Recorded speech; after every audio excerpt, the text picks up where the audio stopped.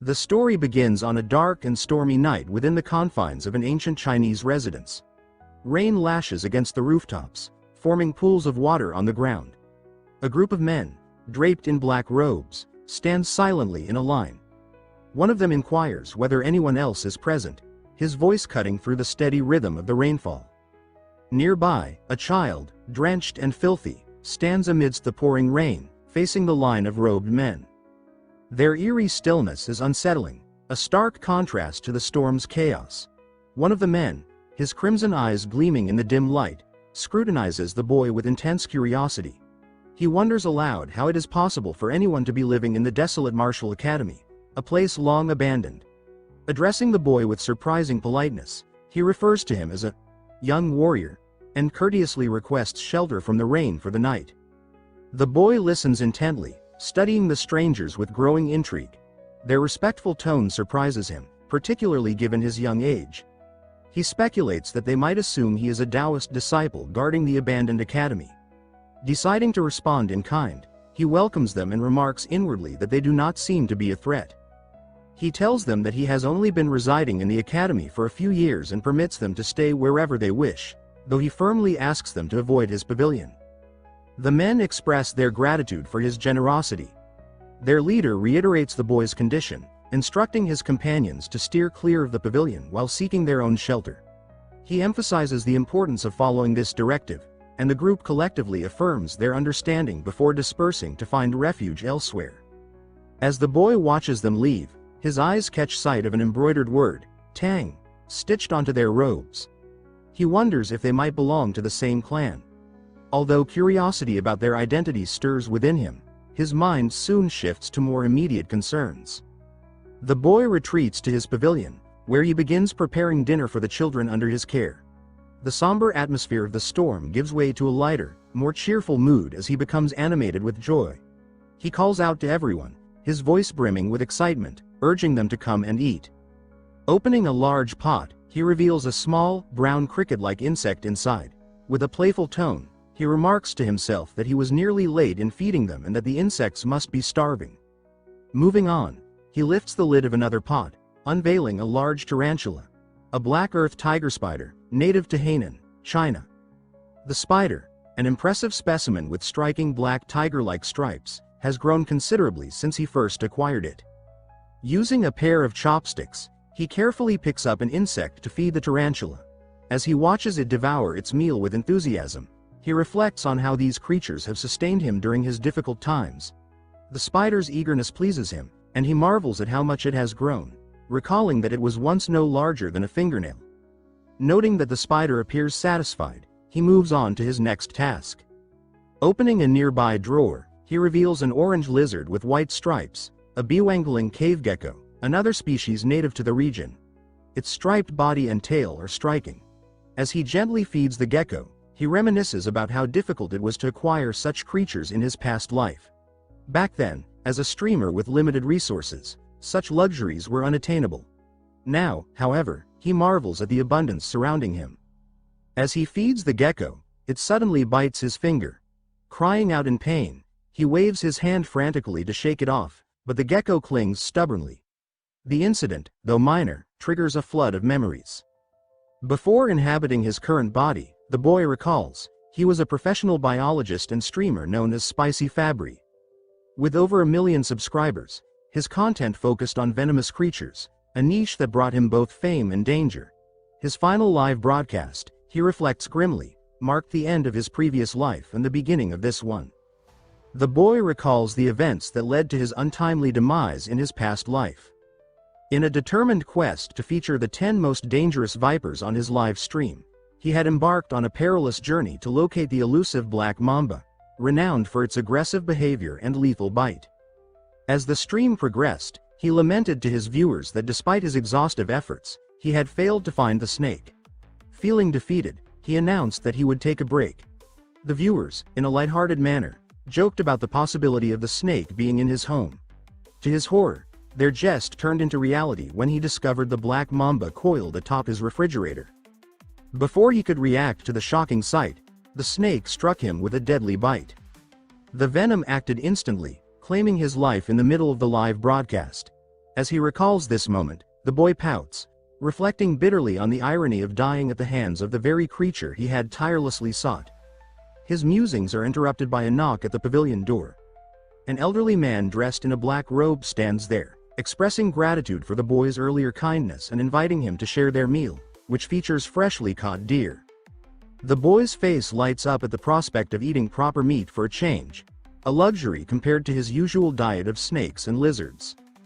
He eagerly accepts the invitation and soon finds himself sitting with the group around a bonfire, watching the deer roast over the flames. The elder notices the boy's intense focus on the cooking meat and reassures him with a smile that it will be ready soon. To pass the time, the elder begins to ask the boy questions about his age and his life in the abandoned martial academy. Embarrassed by the attention, the boy admits that he isn't certain whether he is 14 or 15 years old. He fabricates a story, explaining that a childhood head injury has left him with poor memories. When the elder inquires whether he is living alone, the boy confirms this, explaining that he has no special talents and survives by catching snakes and selling their skins. The elder expresses disbelief at the dangerous nature of the boy's work, but the boy responds nonchalantly, saying that he has grown accustomed to it. Soon, one of the men brings over some cooked meat for them to share.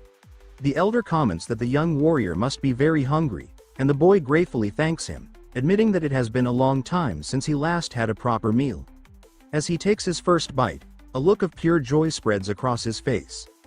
Inwardly, he thinks to himself that this must be what true happiness feels like. The older men watch him with warm smiles, clearly amused by his reaction. As the boy continues eating, the elders seize the opportunity to ask more questions. The elder explains that they are searching for something unusual and asks whether the boy has seen anything out of the ordinary during his time at the academy. At first hesitant, the elder eventually decides it is safe to share more details, reasoning that the boy lives alone and is unlikely to pose a threat to their mission. The patriarch reveals that they are looking for a centipede with a distinctive blue spot on its body. The boy, surprised by the description, asks how large the centipede is. The patriarch responds that an adult specimen is large enough to easily swallow someone the boy's size. Pale with shock, the boy begins to question his earlier assumption that he had been transported only a few centuries into the past. The description of the creature suggests he might be in an entirely different world. Sensing the boy's unease, the white-haired elder reassures him, saying that they are close to capturing the creature. Curious, the boy asks whether they plan to keep the centipede as a pet. His question elicits laughter from the group. The patriarch chuckles and remarks on the boy's sense of humor, while the elder clarifies through his amusement that they have no intention of raising the centipede. Instead, he explains, they need it for medicinal purposes. Confused, the boy probes further, wondering whether they might be involved in some illegal activity. He asks how a centipede could serve as medicine. The elder's expression grows somber as he explains that his granddaughter is gravely ill and that the inner core of the blue spot centipede is the only thing that can save her. The boy is deeply moved by the elder's determination and thinks about the lengths to which parents and grandparents will go to protect their loved ones. Despite feeling sympathy for the centipede, the boy resolves to help the group, especially since they have treated him so kindly and shared their food with him. As they discuss the centipede further, the patriarch eagerly asks whether the boy has seen one. Though he admits that he has not, the boy suggests that he might know where they could find it. The boy, drawing on his extensive knowledge from his past life as Spicy Fabre, a biologist and streamer specializing in venomous creatures, reflected on the characteristics of centipedes. He recalled that out of the millions of species on Earth, approximately 20,000 are venomous, and he knew every one of them by heart. Centipedes, being a notable subject of his expertise, were no exception. In his mind, he imagined flipping through the pages of an encyclopedic book, searching for the specific details he needed. Within moments, he visualized closing the book, the information now clear. Back in reality, he informed the elders that he might have an idea where the centipede they sought could be found. Startled yet intrigued, the elders pressed him for more details. The boy asked where they had already searched. They explained that their efforts had been concentrated to the north and east of the academy, specifically along the riverside during daylight hours. Upon hearing this, the boy was unsurprised by their lack of success. He smirked and remarked that, naturally, they had been unable to find it. The elders, puzzled by his confidence, demanded an explanation. The boy began an impromptu lecture, sharing his insights about centipedes, their classification, and their habits. He explained that centipedes belong to the Arthropoda phylum and the Calopoda class, setting the stage for his deeper analysis. He elaborated that centipedes inhabit a wide variety of environments, but as cold-blooded creatures, they depend on shelter to regulate their body temperature and maintain moisture. Unlike most insects with a waterproof exoskeleton, centipedes possess weak waterproofing and porous shells, making them particularly sensitive to excessive dampness. While they thrive in humid conditions, they avoid waterlogged areas, as too much moisture can be as harmful as too little. Based on these traits, he explained, the blue spot centipede would not likely be found in jungles or riverside areas. The elders, however, remained skeptical, asserting that centipedes usually prefer cracks in the earth or rotting wood. The boy clarified further, pointing out that while smaller centipedes might dwell in such places, larger species, like the one they were seeking, would avoid those environments. He explained that bigger centipedes need more secure hiding spots, which are typically unavailable near rivers or in dense jungles. The elders exchanged uncertain glances, silently debating his reasoning. They asked him outright where he believed the centipede could be found. Assuring him of a significant reward if his guidance proved accurate, the boy smiled and pointed westward, suggesting they search the Rocky Mountains in that direction. He reasoned that large centipedes would likely hide under warm rocks during the day and emerge at night. Several hours later, the search party was scouring the Rocky Mountain terrain. The patriarch climbed a tall, narrow rock, scanning the surroundings. As fatigue set in, one of the men voiced the possibility that the young warrior might have been mistaken. The patriarch, considering the suggestion, decided to end the day's search. He signaled the team to regroup by firing an arrow into the air. As the men gathered around a bonfire, their exhaustion was evident. However, their trust in the boy's intelligence kept their hope alive. The patriarch, sitting silently for a time, eventually spoke, his voice heavy with emotion. He lamented that his daughter, Huayan, was the greatest talent the Tang family had ever produced and wondered aloud why the heavens seemed to have forsaken her. Suddenly, a voice interrupted, announcing the return of the Grand Patriarch. Welcoming him, the group listened intently as he confirmed that his search had also yielded no results. With Huayan's condition rapidly worsening and only a few months left, he expressed doubt that they could locate the centipede within the 10 days they had left. A heavy silence fell over the group, the weight of despair palpable. Breaking the silence, the Patriarch suggested that they explore the southern region next. The Grand Patriarch agreed but voiced concern, pointing out that no traces of the centipede had been found so far. At this moment, the Patriarch suddenly burst into laughter, the sound startling everyone. His eyes shone with realization, and he exclaimed that they had indeed been searching in the right place all along. The Grand Patriarch, puzzled by his statement, asked if he had seen any evidence. The Patriarch clarified that he hadn't seen anything specific, but elaborated on his reasoning. He explained that the complete absence of signs, no animals, no droppings, and no markings, was itself a clue. It suggested that the centipede's presence had driven away all other creatures or perhaps even preyed upon them. As the realization sank in, the Grand Patriarch nodded, understanding the logic. Territorial animals would have fled or been consumed, leaving the area eerily barren. Buoyed by this newfound confidence, he assured the group that the blue spot centipede was undoubtedly nearby. Hope to save Huayan rekindled among them. At that moment, the ground beneath them began to tremble. The vibrations grew stronger, cracks forming in the earth. The area around the bonfire started to collapse, throwing the group into sudden chaos. From the depths of the earth, to the horror of the men gathered, a colossal limb broke through the ground, followed by another. The sheer scale of the appendages was enough to paralyze them with fear. Slowly, the massive blue spot centipede emerged, its segmented body glistening under the pale moonlight. Even the Grand Patriarch, known for his composure, appeared visibly shaken. Meanwhile, back at the academy, the boy grumbled to himself about the noise and chaos echoing from the distance. He wondered aloud just how enormous the centipede must be to create such a commotion. As an enthusiast of venomous animals, he found himself torn between irritation and fascination, wishing he could witness the creature firsthand despite the obvious danger. At the Rocky Mountains, the men fought a grueling battle against the centipede. The struggle was intense, with many sustaining injuries, but their perseverance eventually led to victory. The massive centipede was defeated, and they successfully retrieved its core, a shimmering blue gem that they carefully secured in a wooden box. Overwhelmed with emotion, the group wept, knowing that they now held the means to save Huayan's life. The patriarch, still resolute despite the ordeal, instructed the Grand Patriarch to lead the injured men to Sichuan for medical treatment. When asked why he wasn't coming along, the patriarch explained gravely that grudges were carved in blood, but favors were carved in stone. He emphasized that their way of life demanded the resolution of unfinished matters. The Grand Patriarch, struck by his words, admitted that he had been narrowly focused on Huayan's plight and had nearly made a grave mistake in neglecting other responsibilities. Agreeing that it would be fitting to honor the young warrior who had aided them, the Grand Patriarch decided to welcome him as a guest and grant his requests. The Patriarch then directed the injured warriors toward the village for care while he prepared to visit the young warrior himself.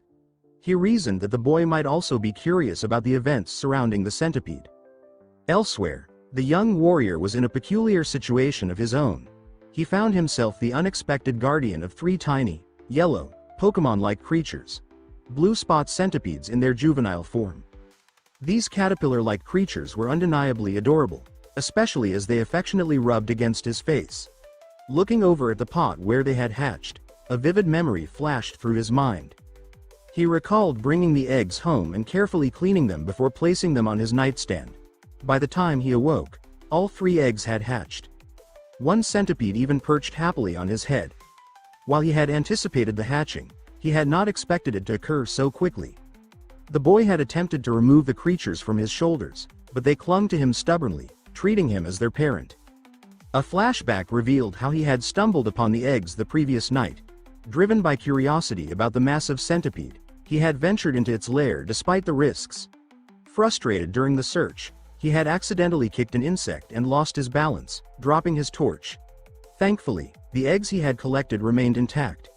As the rain stopped, he felt relieved to have retrieved them without incident and had hurried home, vowing to take good care of them. Back in the present, the boy felt satisfied. Although he had missed the chance to see the adult centipede, he took comfort in having saved its offspring. He reminded himself that the hatchlings wouldn't need food until after their second molting, though he found their constant clinging a challenge. Smirking, he decided to take a shower, hoping the water would dislodge them. At the same time, the elder patriarch arrived at the academy and approached the boys' pavilion. Knocking on the door, he called out but received no response. After a moment's hesitation, he turned the knob and entered. Inside, he noticed an array of herbs, jars, and medicines, which led him to wonder if the young warrior might be a healer. Feeling that his presence was intrusive, he prepared to leave but was stopped by a rustling sound from a pot. Curious, he opened the pot and discovered a spider inside. His gaze shifted to the nearby drawers, where he found a gecko. Checking another pot, he saw beetles, alongside scattered eggs and dried snakes. The sight astonished him. He marveled at how the young warrior could manage to raise such dangerous creatures, something even the Tang Clan, skilled in handling poisons, had never achieved. The elder realized that his meeting with the young warrior was an extraordinary stroke of fortune, far surpassing the discovery of the centipede.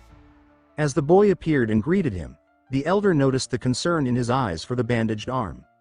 Dismissing it as a minor injury, the elder began to share something important but was abruptly interrupted by an ominous shift in the atmosphere. An explosion suddenly rocked the pavilion's entrance. The ground trembled as a shadowy figure emerged from the debris. As the form became clearer, it revealed an ogre-like creature with a single glaring eye and burned scars marring one side of its face. Without hesitation, the elder shoved the young warrior aside, shouting for him to flee as the monstrous figure advanced. The young warrior found himself caught off guard and overwhelmed as chaos erupted. The monster before him let out a deafening roar, its movements terrifyingly swift. With one massive hand, it struck toward the young warrior, but the elder intervened, blocking the attack with his uninjured arm. Despite his best efforts, the elder winced in agony from the sheer force of the blow. The monster retaliated viciously, throwing the elder backward with enough power to send him crashing into the ground. The impact stirred up a cloud of dust, and the elder struggled to breathe, coughing up blood as he lay there. In his mind, he grimly acknowledged that this creature's strength rivaled even that of his own father. Summoning what energy he had left, the elder called out desperately, urging the young warrior to flee. But as the dust began to settle, the elder's heart sank. The monstrous figure loomed in the clearing, gripping the young warrior tightly by the neck and lifting him off the ground. The young warrior gasped for air, his face growing pale as the monster roared with cruel laughter.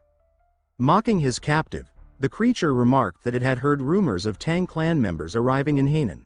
With a sneer, it added that no one would have imagined the son of the myriad poison's divine sovereign would be found wounded and defenseless. The elder, despite his injuries, kept his voice steady and demanded to know the creature's identity and why it was targeting both him and the boy. The monster scoffed, mocking the elder's ignorance, and said its scarred face and immense strength should be more than enough of a clue. It then introduced itself as Taken Yang, the bloodhand Rakasa, and bitterly blamed the elder's father for the disfigurement that had left him mutilated. Hearing the name, the elder's eyes widened in recognition. He remembered the tale of Taken Yang, a once feared adversary thought to have perished after being struck by a poisoned palm and falling from a cliff. Yet here he was, very much alive and burning with vengeance. The elder attempted to reason with the creature, offering his own life in exchange for the young warrior's release. But Taken Yang, consumed by his grudge, refused the offer, vowing to destroy anyone connected to the Tang clan. The elder inwardly cursed the relentless hatred of this demon, a term used for martial artists who reveled in chaos and destruction. It was clear there would be no reasoning with him. As the young warrior's strength ebbed and his vision blurred, Taken Yang prepared to deliver the final blow. In desperation, the boy begged for mercy, his voice a faint whisper. Suddenly, 3 small, fierce figures appeared. The tiny blue spot centipedes lunged at Taken Yang's arm, their once adorable forms now revealing a ferocious side as they sank their fangs into his flesh. Taken Yang bellowed in anger, shaking his arm violently and shouting that mere centipedes posed no threat to him. Yet as the venom coursed through his body, his bravado faltered. His neck turned violet, and he began to cough up blood, collapsing to the ground in agony. Freed from the monster's grip, the young warrior stumbled backward, gasping for air as he tried to process what had just happened. Turning to the elder, he cautiously asked if Taken Yang had been a bad person. The elder, still stunned by the turn of events, stared at the lifeless body of the creature. Slowly, his shock gave way to a smile. He realized that the young warrior was far more extraordinary than he had initially assumed. The elder thought to himself that the boy must join the Tang clan. A few days later, the elder rested, his injuries slowly healing, while the young warrior cared for him diligently. As he placed a damp cloth on the elder's forehead, the elder expressed his gratitude. The boy suggested that they locate the elder's companions to check on their well-being. However, realizing that the elder couldn't be left alone and that calling for a doctor wasn't an option, he resolved to stay and continue tending to him. The elder reassured him, insisting that he would recover with rest. The boy, however, remained skeptical, marveling at how calm the elder seemed despite the severity of his wounds. When the elder explained that martial artists possessed extraordinary resilience, the boy raised an eyebrow and asked if martial artists could really fly or shoot fireballs. Chuckling, the elder admitted that while such feats were rare, they weren't entirely impossible. The boy, intrigued, mused about how strange this world was, where giant centipedes and resilient warriors were an everyday reality. Introducing himself formally, the elder stated that he was Tang Kailson of the Sichuan Tang Clan. In turn, the boy introduced himself as Wei Soryang. Kailson noted the meaning of Soryang's name, small dragon, and remarked that it was a fitting moniker. Curious, Kailson asked if the centipedes clinging to Soryang's body were venomous.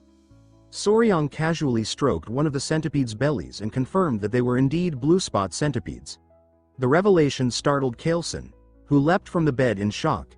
He demanded to know if Soryang had tamed them and how he had managed such a feat.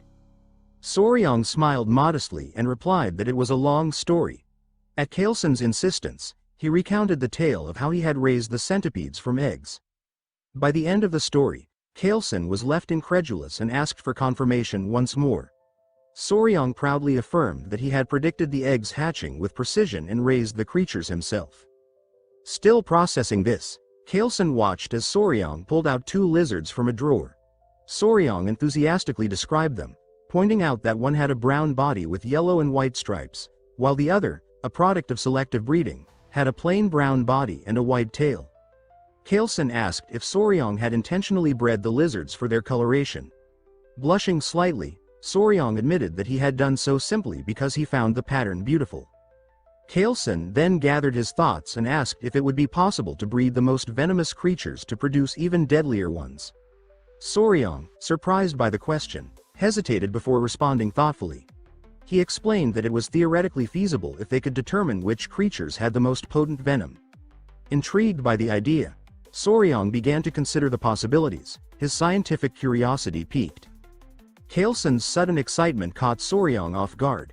He exclaimed enthusiastically, asking if it was truly possible to breed even more venomous creatures. Before Soryang could answer, Kailson declared with conviction that Soryang should join the Tang family immediately. The boldness of the suggestion left Soryang utterly bewildered. Kailson, sensing the boy's hesitation, sweetened the offer. He promised that becoming part of the Tang clan would grant Soryang access to rare martial arts techniques, precious elixirs, exotic herbs, and any poisons he desired. Kailson added temptingly that someone of Soryang's talent might even be able to capture or tame the legendary 10 great venomous creatures of the Central Plains. As if that weren't enough, he casually mentioned his daughter, one of the 3 flowers of the Central Plains. Soryang, shocked and flustered, shouted for Kailson to stop and asked him to clarify what he had just said. Amused, Kailson teased that, though Soryang was young, he was still a man and should naturally be curious. Before Kailson could elaborate further, Soryang quickly interrupted, insisting that they drop the topic altogether. Soryang, eager to change the subject, asked about the 10 great venomous creatures. He inquired if they were as remarkable as the blue spot centipede. Kailson eagerly confirmed this and explained that, while the blue spot centipede was indeed fascinating, it was far below the legendary creatures in terms of power and danger. He described beasts like giant scorpions and the golden frog, which gleamed like gold, painting vivid images of creatures that seemed almost mythical. Kailson grinned as he noticed the spark of excitement in Soryang's eyes. 2 days later, a member of the Tang clan arrived at the academy, alarmed by reports of Tak Unyang, the bloodhand Rakasa, appearing in the region. The news caused a stir, and Kailson explained that Unyang had been secretly training and had nearly reached the martial level of his father. The clan members speculated that if the patriarch had managed to defeat Unyang, it must mean he had reached the realm of 10,000 poisons. They congratulated him, but Kailson quickly corrected them. He revealed that it was not he who had defeated Unyang but the young warrior, Soryang. The revelation left the clan members stunned. One of them clasped Soryang's hands in gratitude, thanking him for saving the patriarch and even speculating whether Soryang might be an elder rejuvenated into a youthful form. Soryang, confused by the bizarre assumption, looked to Kailson for clarification. Kailson requested that Soryang explain what had happened. Understanding the cue, Soryang patted his chest and called out, prompting the Tang clan members to watch with curiosity. To their amazement, 3 tiny centipedes crawled out from Soryang's clothes. Gasps of astonishment filled the room as the clan recognized them as blue spot centipedes, infamous for their potent venom. Kailson explained that these creatures had been the ones to defeat Unyang, leaving the clan in awe. Taming such dangerous creatures was unheard of, and they marveled at Soryang's feat. Kailson then formally declared his decision to accept Soryang into the Tang clan. However, Soryang hesitated, requesting more time to think. A clan member encouraged him, emphasizing the unique opportunity he was being offered. Kailson also urged him to prepare quickly, hinting at an urgent matter they needed to address. He went on to explain the sinister nature of Unyang's martial art, the bloodhand poison claw, a technique requiring human blood and bone marrow to master. Soryang, horrified by the grotesque details, listened as Kailson stressed the need to locate and destroy any secret scrolls or disciples Unyang might have left behind. Kailson added that they might also find captives who needed rescuing. He then asked Soryang to assist in the effort, given his familiarity with Hainan Island. Soryang appeared deep in thought, realizing the implications of joining the Tang clan. He privately resolved to evaluate the clan thoroughly before making a commitment, likening it to observing a workplace during an internship. He ultimately agreed to help once Kailson had fully recovered. The Tang clan praised his decision, but Soryang remained determined to use the opportunity to assess their true nature. After 3 days, Kaelson had recovered enough to travel. Together, they journeyed to a village near the abandoned martial academy, suspected to be one of Anyang's bases. There, they began investigating reports of missing villagers. An elderly man informed them that while it was normal for 1 or 2 people to disappear in the jungle each year, there had been no pattern of frequent disappearances. Kaelson fell silent, mulling over the information. After thanking the village chief, the group took their leave, though they had not uncovered any significant leads. As they walked through the forest, Soryong remarked to Kaelson that nothing seemed unusual about the village. Kaelson explained that Anyang had revealed himself in this area, but pinpointing the exact location was proving difficult. Soryong also found it strange that there were no visible traces left behind. Recalling Anyang's words during their confrontation, Soryong suddenly had an idea. He asked Kaelson if he remembered Anyang saying something about the Tang clan's arrival in Hainan. Kaelson admitted he didn't, as he had been struck by Anyang's attack at the time. Soryong reminded him that Anyang had claimed to have heard of their presence, implying that someone had tipped him off. Soryong suggested retracing their steps through the areas the Tang clan had visited and showing Anyang's portrait to people they encountered. The clan members, impressed by Soryong's quick thinking, immediately agreed. Their search brought them to a gloomy village. One of the clan members reported hearing rumors at Hainan's port that this was the place they were looking for. Kaelson confirmed it was a Halai village and assumed the people there would be welcoming. However, the atmosphere was eerie and lifeless. When the clan called out, a villager eventually noticed them. The villagers appeared frail and sickly. An elderly man, possibly the chief, approached, holding the hand of a weak little girl. 2 guards accompanied him, but they, too, looked unwell. Kaelson introduced himself politely, while Soryong observed the villagers' peculiar state. He noticed how malnourished they seemed and how lifeless the child appeared. Suspecting something was wrong, he realized many villagers appeared to have taken medicine. The chief denied that anything unusual was happening and abruptly told them to leave. When Kaelson pointed out the mismatch between the number of houses and the few people present, the chief cut him off, insisting there was nothing of interest and urging them to go. Both Kaelson and Soryong were puzzled. Suddenly, the little girl collapsed. Startled, the chief cradled her in his arms, his eyes brimming with tears. He called out to her, saying she was his only remaining family and begged her not to leave him. The scene moved Kaelson, who stepped forward and offered to help. He explained that he had some knowledge of medical arts. The chief hesitated and then asked if Kaelson was familiar with Central Plains medicine. Kaelson confirmed that, though not a physician, he had considerable expertise. Reluctantly, the chief allowed him to examine the child. Before they entered, the chief explained that a plague had been spreading in the village, claiming the lives of children and weakening the adults. He begged Kaelson to try his best to save his granddaughter. Kaelson assured the village chief that he would do his best to help. As they were led inside, Soryong turned to one of the Tang clan members and asked if Kaelson truly possessed medical expertise. The member explained that the Tang clan's deep understanding of poisons had also given them significant knowledge of medicine. He added that martial arts training in the clan often began with a foundational understanding of the human body, which naturally included medical studies. Soryong reflected on this, thinking to himself that if he were to join the Tang clan, learning medical arts seemed far more appealing than mastering their intimidating poison techniques. However, his thoughts were abruptly interrupted when the man casually mentioned that the clan sometimes tested poisons on captured criminals to observe their effects. Soryong's expression immediately shifted to one of disbelief as he realized this meant human experimentation. The revelation left him feeling increasingly uneasy. Outside, the streets of the village remained eerily silent. Inside one of the homes, Kaelson sighed, explaining to the village chief that he had transferred a portion of his chi to stabilize the young girl's breathing. The chief, overwhelmed with gratitude, tearfully begged Kaelson to save his only granddaughter. Kaelson reassured him but added that something about her condition seemed peculiar. He pointed out that her pulse was irregular and asked if she had been born with a weak heart. The chief explained that her illness, as well as similar afflictions in other villagers, had only begun about 6 months ago. He described it as a mysterious disease that had spread across the village. That was why, he admitted, he had initially tried to send them away when they arrived at the village entrance. Kaelson nodded thoughtfully and reassured the chief once again, saying he would provide a remedy to strengthen the heart. He then asked the chief to gather the villagers so that the medicine could be distributed to everyone in need. The chief, overcome with emotion, burst into tears and expressed his heartfelt gratitude. Soryang, who had been quietly observing, felt a newfound admiration for Kalesen's composure and skill.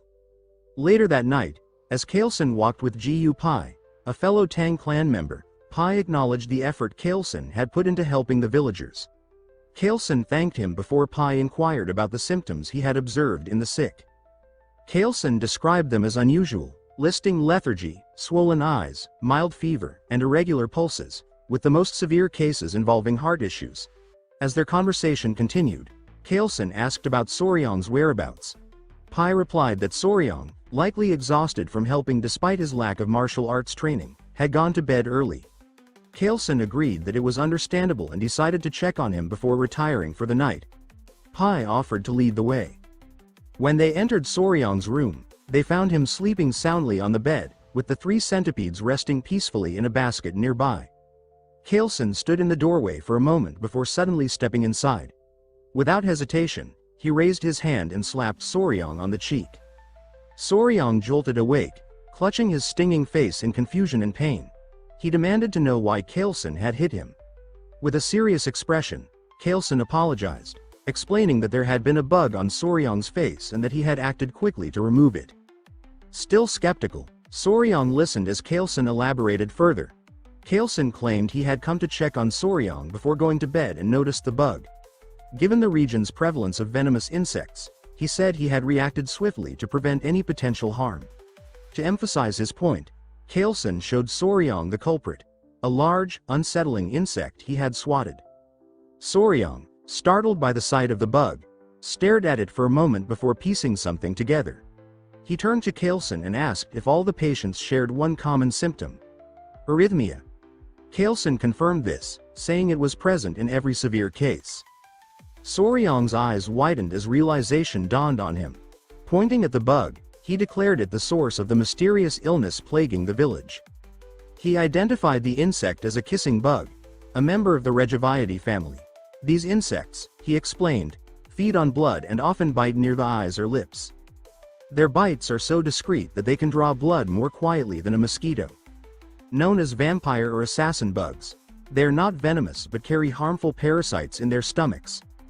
When they bite, their excrement can transmit diseases such as Chagas disease, a deadly condition responsible for many human fatalities. Soryang turned to the village chief and asked if the village's dogs exhibited symptoms similar to those of the sick villagers, such as shortness of breath. The chief confirmed this and asked if the bug was truly to blame. Soryang nodded, affirming that the kissing bug was the culprit. He added that with proper medicine, the girl and the other afflicted villagers could be saved. Kalesen smiled broadly and asked Gu Pai for his thoughts on the situation. Pai responded with admiration, commenting on Soryang's perceptiveness and praising him as a young warrior of remarkable potential. Observing their expressions, Soryang felt increasingly baffled and couldn't help but wonder what was going on. The 2 men reminded him that they were members of the renowned Sichuan Tang Clan. Soryang's puzzled face made it clear he didn't understand the significance of this statement, prompting Kalesen to repeat it. Internally, Soryang thought to himself, so what? His irritated and confused expression was unintentionally amusing to the Tang clan members. Kalesen took this opportunity to explain the concept of goo, a topic shrouded in mystery. He explained that some considered goo to be venomous parasites, while others thought of it as a type of dark witchcraft. He went on to describe how malevolent individuals in ancient China bred these creatures to cause immense suffering or to manipulate others for their own gain. Kalesen elaborated that these bugs were often fed to victims, leading to either unbearable pain or complete subjugation of the person. Soryang found the concept difficult to believe. Noticing Soryang's skepticism, Kalesen admitted that the idea sounded extraordinary but reminded him that many martial artists had fallen victim to goo, either killed, forced to harm their families, or enslaved by evil practitioners.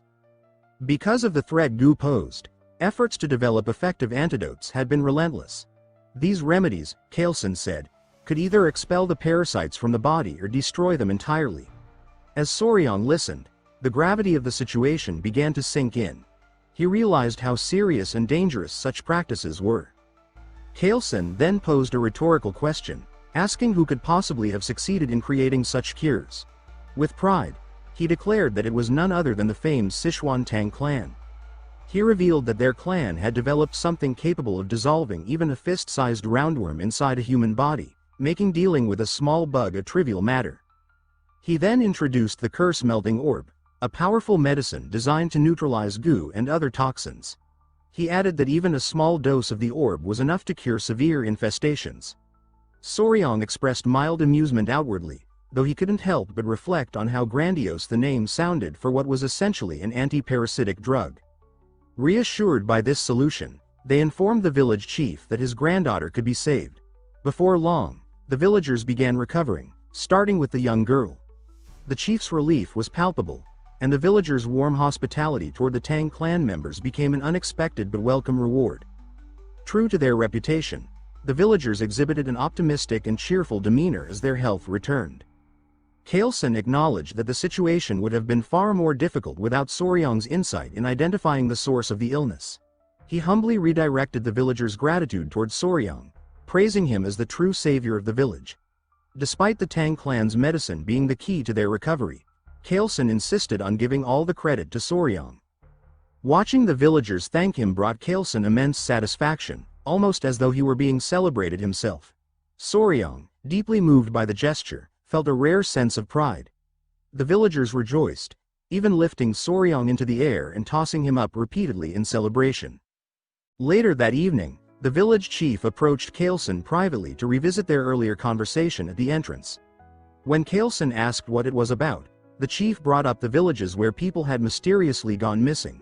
Intrigued, Kailson encouraged him to elaborate. The chief explained that one of the women in their village, originally from another settlement, had shared a troubling tale. Years ago, her hometown experienced a tragedy where several villagers disappeared without explanation. Recently, the village believed they had uncovered the truth. Kailson asked for the location of the village, and the chief pointed westward. Upon arriving at the site, the stench of decay confirmed they were in the right place. The scene was grim: corpses, refuse, and insects littered the area, with poison still lingering in the air. Pai, concerned for Soryang, advised him not to look. However, Soryang had already seen everything, his expression somber. Amid the carnage, one of the men noticed something unusual: a golden chicken foot sticking out of a pile of debris. Upon closer inspection, they discovered it was attached to a bird. The creature was magnificent, with a golden tail and feathers shimmering in shades of purple, pink, and black. Its appearance radiated an almost magical aura. One of the men, enraged by the bird's presence among the dead, impulsively hurled a rock at it despite Kailson's attempt to stop him. The rock missed but caught the bird's attention. Sensing danger, Kailson placed a calming hand on the man's shoulder, warning that something felt off. The bird spread its wings, releasing a toxic miasma that dissolved the nearby skeletons. Startled, Soryang was pulled back by one of the men, who quickly covered his mouth to protect him from inhaling the poison. Kailson shouted for everyone to flee while shielding Soryang from the spreading miasma. Once they were safe, the group gathered around Kailson, who described the creature in detail. He explained that it was a jinyu, a poison-feathered bird. He described its features: a wingspan of 5 feet, a sharp bronze beak, and a body cloaked in vibrant purple feathers. The bird's mere presence exuded death, capable of turning everything around it into poison. Atop its head sat a golden crown, giving it an air of regal menace. Soryang, captivated by the description, asked if the bird was one of the 10 great venomous creatures. Kailson confirmed it, explaining that the jinyu was not only among them but held the top rank. It was known as the king of all venom, a title it had more than earned. Soryang's excitement was clear as he imagined how even the most dangerous insects and snakes paled in comparison to the jinyu. Kailson explained that the bird was likely drawn to the area by venomous snakes, as it only consumed the heads of such creatures. When Soryang asked how common the jinyu was, Kailson replied that sightings were rare, perhaps occurring only once in a century. Fascinated, Soryang inquired if it was possible to capture the creature. His question left the Tang clan members stunned. Kailson, however, appeared amused and asked if Soryang was genuinely interested in attempting such a feat. When Soryang admitted his curiosity but voiced concerns about the bird's venom, Kailson smiled knowingly. He remarked on Soryang's keen interest in the 10 great venomous creatures and assured him that if he was serious, there was indeed a way. Soryang was astonished by this revelation. Kaleson explained that by mastering the Tang clan's poison techniques, one could gain immunity to all toxins, even the Jinyu's venom. He elaborated that the Tang clan's martial arts were uniquely capable of nullifying all poisons in the world. Kaleson, ever shrewd, casually mentioned that their techniques were never taught to outsiders. Even as the patriarch, he emphasized, he could not break the clan's rules. Eagerly, Soryang asked if joining the Tang clan would grant him the right to learn these techniques and whether achieving immunity would truly allow him to endure the Jinyu's venom. Kaleson confirmed both points, promising to personally teach Soryang everything without reservation, on the condition that he agreed immediately. However, Kaleson added with a sly grin that if Soryang hesitated, he might reconsider the offer. Feeling the pressure, Soryang made his decision and declared his intent to join the Tang clan. He expressed his anticipation for Kaleson's guidance, addressing him as patriarch instead of elder. Kaleson's mischievous smile betrayed his satisfaction, though he pretended the agreement had been entirely Soryang's idea. With a sense of finality, Kaleson told Soryang that from that moment onward, he would forever be part of the Tang family. At a decayed location, members of the Tang clan discovered traces of the bloodhand Rakshasa, Tak Unyang, inside a cave. Footsteps led them to a notebook, which they brought to Kaleson. After scanning its contents, Kaleson confirmed that it contained the secret techniques of the bloodhand poison claw. Soryang was unsettled by the discovery, noting that the manual was written in blood. Kaleson decided it was time to return. When Soryang asked if they were heading to Sichuan, Kaleson replied that it was the best course of action now that they had secured both the blue spot centipede's core and the manual. Before departing, Soryang requested a stop at the martial academy to release his creatures and gather his belongings. Kaleson approved the detour. As they prepared to leave, Soryang noticed something unusual and pointed it out. Upon inspection, they found a shining purple feather from the Jinyu. The group stared at the feather thoughtfully. Kaleson picked it up and told Soryang it would serve as a keepsake to commemorate his joining the family. Soryang expressed his gratitude, but Kaleson corrected him, suggesting he adjust his form of address after the upcoming ceremony. Soryang wondered if the ceremony would involve some kind of initiation ritual. Meanwhile, at the Tang clan's headquarters, the Grand Patriarch Tang Musang had finally returned. Exhausted, he wasted no time inquiring about his granddaughter Huayan's condition. Clan members hurriedly escorted him inside, reporting that her condition was dire. Musang entered the room and immediately called out for Huayan. Those present were surprised by his sudden arrival. Addressing his daughter-in-law, Musang revealed the blue spot centipede's core, which he had successfully acquired. Overwhelmed with relief, his daughter-in-law began to cry. Preparations were quickly made to administer the medicine. Musang was deeply moved as he observed Huayan's frail expression, grateful that he had returned in time. At his daughter-in-law's urging, Musang gave the medicine to his granddaughter. As a radiant blue light enveloped her, he placed a finger on her wrist to monitor her pulse. Everyone in the room anxiously waited, hoping to see Huayan open her eyes. Meanwhile, during the journey to Sichuan, Soryang marveled at the vastness of the Central Plains, which exceeded his expectations. The trip had taken over a month and a half, starting with a boat ride from Hainan to Hangzhou and continuing through Nanjing before finally reaching Sichuan. As they arrived at the Tang clan's residence, Ji Pai excitedly announced their destination. Standing at the grand entrance, Soryang was awestruck to learn that the entire mountain belonged to the Tang clan, aptly named Tang Clan Mountain. He swallowed nervously, overwhelmed by the grandeur of the sight. Members of the Tang clan immediately emerged to greet Kaleson. Soryang was astonished by their numbers, wondering if all of them were part of the Sichuan Tang Clan. Among the crowd, a young woman in a red dress ran toward them, her face lit with tears of joy as she called out for her father. It was Huayan. She embraced Kaleson tightly, crying tears of relief. Soryang, meanwhile, was spellbound. Her radiant beauty left him speechless, surpassing even that of the celebrity he had once been involved with in his past life. Kaleson, pleased to see his daughter alive and well, introduced Huayan to Soryang. Dazed, Soryang struggled to connect the dots, muttering something about weeds or grass before Kaleson corrected him, saying it was all about the flower. Wai'an's cheeks flushed red with embarrassment. Kaleson explained to Soryang that the young woman standing before him was the flower he had previously dismissed. Soryang was left dumbfounded, recalling their earlier conversation about the flower. As understanding dawned, a wave of embarrassment washed over him. He realized he had grossly underestimated the situation. He never imagined that the flower in question was Tang Wai'an, the only daughter of the Sichuan Tang Clan, famously known as the venomous flower. Wai'an carried a hidden emotional burden that had weighed on her since childhood. She once overheard the elders discussing her, debating her worth to the Tang clan. While they were uncertain about her martial potential, they unanimously agreed on her exceptional beauty, noting that it was enough to rank her among the 3 flowers of the Murim.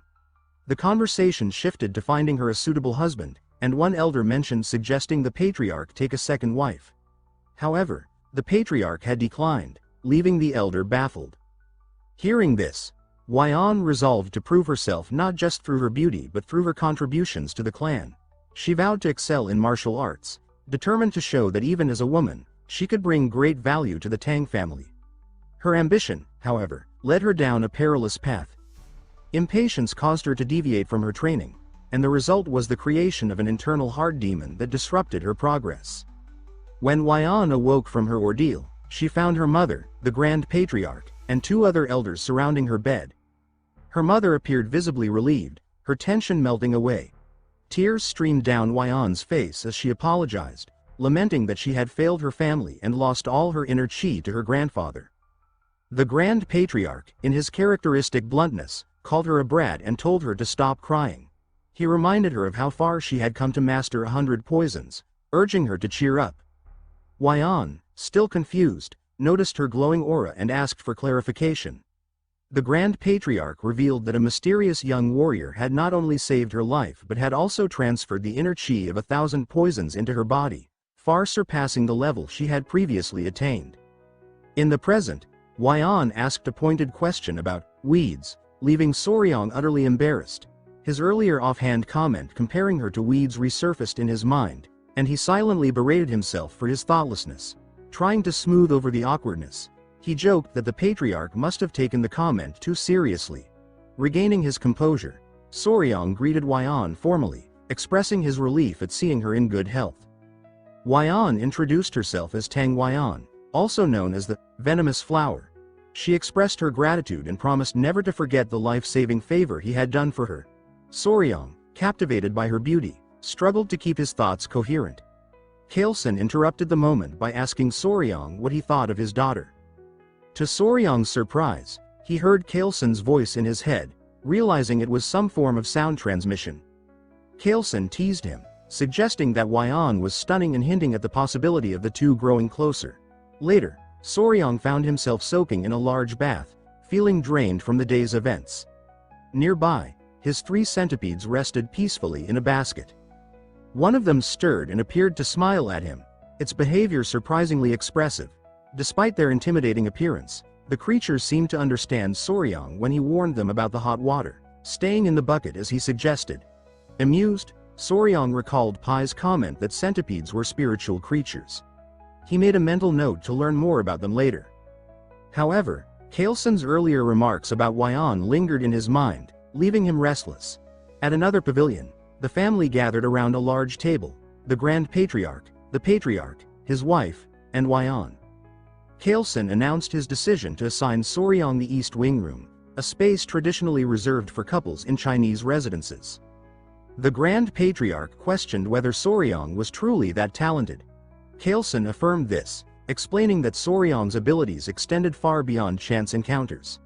He elaborated that Soryang possessed unparalleled knowledge of venomous creatures, had defeated Tak Enyang, encountered legendary spiritual beings, and even successfully hatched blue spot centipede eggs. The Grand Patriarch commented on Kaleson's fortune in finding such a treasure. The conversation shifted to Wai'an, and Kaleson declared his intention to make Soryang his son-in-law. He asked Wai'an for her opinion. As realization dawned on her, Wai'an grew quiet, her thoughts swirling.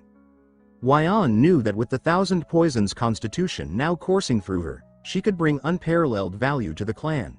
She declared that while she understood her father's intentions, It was her duty to determine if Soryang was truly deserving of her. Without waiting for a reply, she dashed out of the room, leaving behind an awkward silence. Inwardly, Kaelson reflected that while his rose was undeniably beautiful, her thorns were sharp, and the young warrior would need to tread carefully. Wyon ran swiftly, her emotions in turmoil. Determined to prove herself further, she resolved to evaluate Soryang thoroughly, examining his abilities and character. Meanwhile, Soryang sat lost in thought, trying to navigate the situation.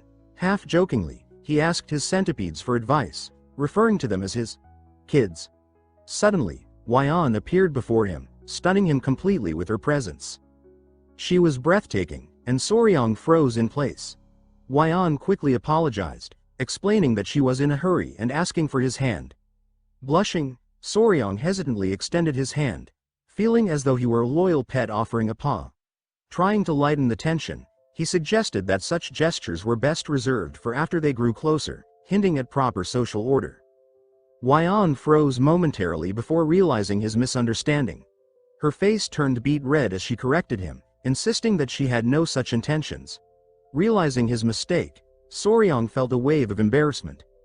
Wyon sighed and clarified that she had only wanted to check his pulse, apologizing for startling him with her abrupt request. Sitting beside him, she admitted that her approach could have been more considerate. She began to share her struggles, recounting how, as the Tang clan's sole direct descendant, she constantly faced schemes from branch families. She explained that to secure the family's future, the elders had been seeking a capable son-in-law. They had even begun to discuss how Soryang's role might evolve within the clan should he join. She apologized in advance for needing to confirm something but assured him that regardless of the outcome, she would treat him with respect, potentially even as a sworn sibling. Soryang, understanding her sincerity, offered his hand again, saying she was free to confirm whatever she needed. Wyon placed her hand gently on his wrist, her touch emitting a faint blue aura as she began to assess his pulse. She conveyed that the Tang clan's martial arts were distinctive, requiring practitioners to gradually adapt to toxins as their internal energy developed. She elaborated that these poisons were categorized into levels: 5 poisons, 10 poisons, 100 poisons, 1,000 poisons, and finally, the pinnacle, 10,000 poisons. To her astonishment, she discovered that Soryang's body could adapt to the level of 10 poisons, an unusual achievement for someone who had not been born into the Tang clan. Yet, she noted, it was only 10 poisons. She explained that this aptitude placed him at the level of a first-rate martial artist, but it was also a boundary he could not surpass. This, she stated, was the utmost level that someone without an innate talent for the Tang clan's martial arts could achieve. Having shared this information, she departed, leaving Soryang alone with his thoughts. Left to himself, Soryang reflected deeply on what Wyon had revealed. He pondered the implications of possessing a 10-poison body. His expression grew pale as he realized that this limitation might hinder him from achieving one of his critical goals, capturing the Xinyao. Later that day, Wyon emerged from her bath. Despite bathing multiple times daily, she observed with unease that her body emitted a peculiar scent ever since she had absorbed the inner core of the blue spot centipedes. As she dressed, she wondered if this odor was some form of punishment for the ungrateful words she had once spoken toward her savior. Meanwhile, Soryang had fallen into a deep sleep. In his dreams, he found himself conversing with a figure who expressed gratitude for his kindness. He perceived the figure as Wyon, or so it seemed. When he questioned whether the scene was a dream, the figure clarified that while it felt dreamlike, it was not. The entity revealed herself to be the blue spot centipede, choosing to borrow Wyon's appearance to avoid alarming him. She introduced herself as the mother of all the creatures he had encountered. As she spoke, 3 small girls appeared beside her, and Soryang deduced that they were the centipede's offspring. Curious, he inquired how she managed to appear in his dreams. She explained that after being ruthlessly killed and leaving her children behind, her unresolved grudge had reached the heavens, binding her spirit to her inner core. She shared that her spirit, initially consumed by anger and a desire for revenge against the girl who had ingested her core, had found an opportunity to address her grudge, enabling her to manifest in his dreams. The centipede continued, explaining that this was possible because Soryang had taken her children with him. Hearing her story, Soryang silently acknowledged his indirect role in revealing her location, which had ultimately led to her death. Although unintentional, he felt a sense of responsibility for the blue spot centipede's demise. As he listened, the centipede made a request, addressing him as her benefactor. She asked if he could fulfill one wish. Without hesitation, he agreed to do whatever she desired. She explained her request. It was simple but heartfelt. She asked him to care for her children until they reached maturity. Perplexed, Soryang questioned her, noting that centipedes typically became independent after molting twice.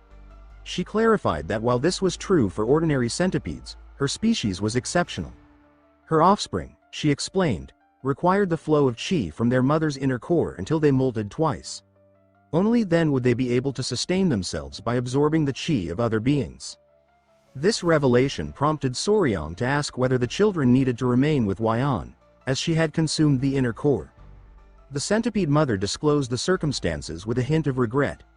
She admitted that in her anger, she had cursed Wyan, causing her body to emit a foul odor. The curse, she explained, was meant to prevent any man from approaching Wyan, thereby ensuring she would never have children of her own. However, she expressed a willingness to lift the curse if her children could absorb the qi from Wyan's inner core. She also suggested that this arrangement might even help Soryang win Wyan's favor. Soryang listened thoughtfully before responding. He expressed that while he understood her reasoning, it didn't feel right to exploit Wyan's situation for his own gain. The centipede mother seemed impressed by his integrity and asked how he intended to resolve the issue.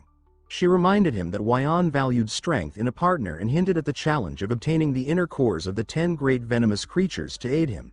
Inspired, Soryang assured her that he would find a solution and asked her to trust him. The next day, Soryang and Wyan sat together.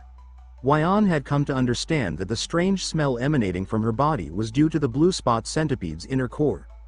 Soryang explained that if the centipedes were periodically attached to her body to absorb the qi, the odor would eventually fade. Wyan hesitated before asking if he was genuinely willing to help her without expecting anything in return. She remarked that he could easily demand compensation for his efforts. Soryang smiled and assured her that he couldn't bring himself to exploit a woman's difficulties, stating that it would be dishonorable. Wyan appeared surprised by his words and began to feel a sense of guilt. She confessed that she could not continue accepting his kindness without offering something in return. Her father's teachings about fairness and reciprocity weighed heavily on her mind. Observing Soryang's selflessness, she began to realize that qualities like compassion and integrity mattered just as much as talent or martial prowess. Soryang shared his thoughts, reflecting on Wyan's earlier comment about his 10 poison body. He stated with quiet determination that he had devised an ambitious plan. Acknowledging his limitation to absorbing only 10 types of toxins, he resolved to fill those slots with the toxins of the 10 most venomous creatures in the Central Plains. Wyan, taken aback by his words, interpreted them as a bold declaration of his intent to become the strongest under the heavens. All for her sake. The idea made her cheeks flush with a warmth she had never felt before. For Wyan, known as one of the 3 flowers of Murim and the venomous flower of the Tang Clan, this was the first time a man had made such an audacious and heartfelt statement to her. She blushed deeply, asking him if he fully understood the magnitude of what he had just said. Soryang, appearing confused, admitted that he did not. Wyan then explained to him that the path he had chosen would be incredibly arduous and demanding. She noted that it might take 10 years, 20 years, or even a lifetime to achieve such a feat. Soryang's expression faltered as he began to worry aloud about how long it might take, which amused Wyan. Her blush deepened as she remarked, somewhat awkwardly, that Soryang was only 15 years old. She went on to say that in 3 years, when he came of age and was ready for marriage, if he managed to defeat even one of the 10 great venomous creatures by then, she would reconsider his proposal. With visible embarrassment, she admitted that success might even make a wedding possible. In a fit of nervous energy, she cheered him on, loudly declaring her support, before fleeing the scene in a flurry of emotions. Soryang, perplexed by her sudden departure, called out to her. She stopped momentarily, turned back, and asked if there was anything else he wished to say. He suggested gently that she get some rest and stay a while longer. Embarrassed, she hesitated but eventually agreed to return. He reassured her not to worry, explaining that the small centipedes would not bite. As he gathered the centipedes, he jokingly told them to go to their mom instead of their dad. This statement caused Huayan's face to flush as red as a tomato. She demanded to know what he meant by calling them mom and dad, but Soryang quickly clarified that it was not what she thought. Meanwhile, Huayan's parents, Shilson and Muzang, sat at a table discussing the young warrior's remarkable talent. Despite his abilities, they noted with some amusement that he had yet to win their daughter's heart. Muzang speculated aloud, wondering if anyone had seen the two together earlier that morning. He remarked that it seemed as though something was beginning to develop between them. Huayan's mother considered this and proposed an idea. She suggested that Huayan oversee the young warrior's martial arts training, reasoning that spending more time together might foster a bond. Shilson agreed, calling it a sound plan. Muzang added that they might even consult the elder healer sage to see if he could bestow the purifying elixir of marrow and essence to enhance Soryang's aptitude. Shilson expressed surprise at the suggestion, noting that even Huayan had not received such an opportunity. He cautioned them not to set their hopes too high. As they deliberated, Huayan appeared outside the door, announcing herself. Shilson invited her in, asking what had brought her there at such an hour. She blushed, visibly startled to see the three of them gathered. After a moment of hesitation, she declared that she would do as her father had suggested. Shilson, confused, asked her to clarify what she meant. Her mother encouraged her to sit and gently inquired if she was implying that Soryang had captured her interest. Embarrassed, Huayan struggled to respond. Shilson pressed further, curious about her sudden change in attitude, noting that she had previously shown little interest in the young warrior. Gathering her courage, Huayan explained that Soryang had vowed to become the greatest for her sake. She stated that despite his innate limitation to a 10-poison body, he had promised to overcome it by defeating the 10 great venomous creatures. Shilson, astonished, asked for further details. Huayan elaborated, sharing how Soryang's determination had moved her. Muzang laughed heartily, calling the young man audacious. Huayan's mother expressed admiration for his resolve, remarking that it was rare to find such a dedicated suitor. Huayan admitted that while her heart leaned toward him, she had told Soryang she would only agree to marriage if he succeeded in capturing one of the 10 great venomous creatures before he came of age. Her father teased her, suggesting she should have raised the bar to 3 creatures, while her mother commented that men often missed subtle hints. Huayan shyly asked if she should clarify things to Soryang. Her mother advised against it, reasoning that if Soryang remained unaware of their tacit approval, it would only drive him to work harder. Muzang suggested treating Soryang as a prospective son-in-law while pretending to remain undecided, confident that his efforts would naturally lead him to become part of the family. Meanwhile, the centipede mother praised Soryang, remarking that he had completely won Huayan's heart. Soryang humbly responded that success came from determination and persistence. She smiled warmly, addressing him as her benefactor. She informed him that her lingering resentment had been resolved and that her soul would soon ascend to the afterlife.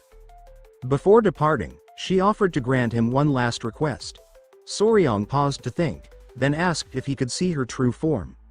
The request made her hesitate, feeling both shy and anxious. Smoke enveloped the area as she revealed her true appearance. Soryang gasped in amazement at the sight of her enormous, majestic form. His enthusiasm was unrestrained as he reached out, marveling at her size and asking countless questions about her strength, venom, and anatomy. The excitement in his voice was unmistakable, and even the children giggled as they watched him in awe. The children continued to cover their eyes, adding an endearing charm to the scene.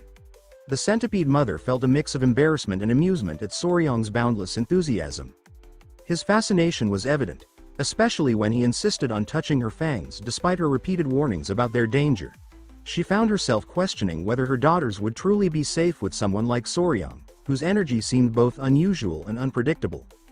She laughed softly, finding it oddly endearing, and slightly concerning, how he practically drooled while examining her. Later, Shilson invited Soryang for tea and revealed that he had learned everything from Huayan. Shilson declared with confidence that Soryang would be officially accepted as their son-in-law. Soryang, caught off guard, tried to explain that he thought the arrangement was conditional, requiring 3 years to finalize. Shilson, however, waved off his concerns, insisting that the marriage would naturally occur when Soryang came of age. Huayan's mother warmly welcomed him into the family, addressing him as her son-in-law without hesitation. Mu Xiong expressed his satisfaction, remarking that Weiyan had found an exceptional partner. He added that this union would ensure the Tang clan's future prosperity. Soryong glanced toward Weiyan, bewildered by the rapid progression of events.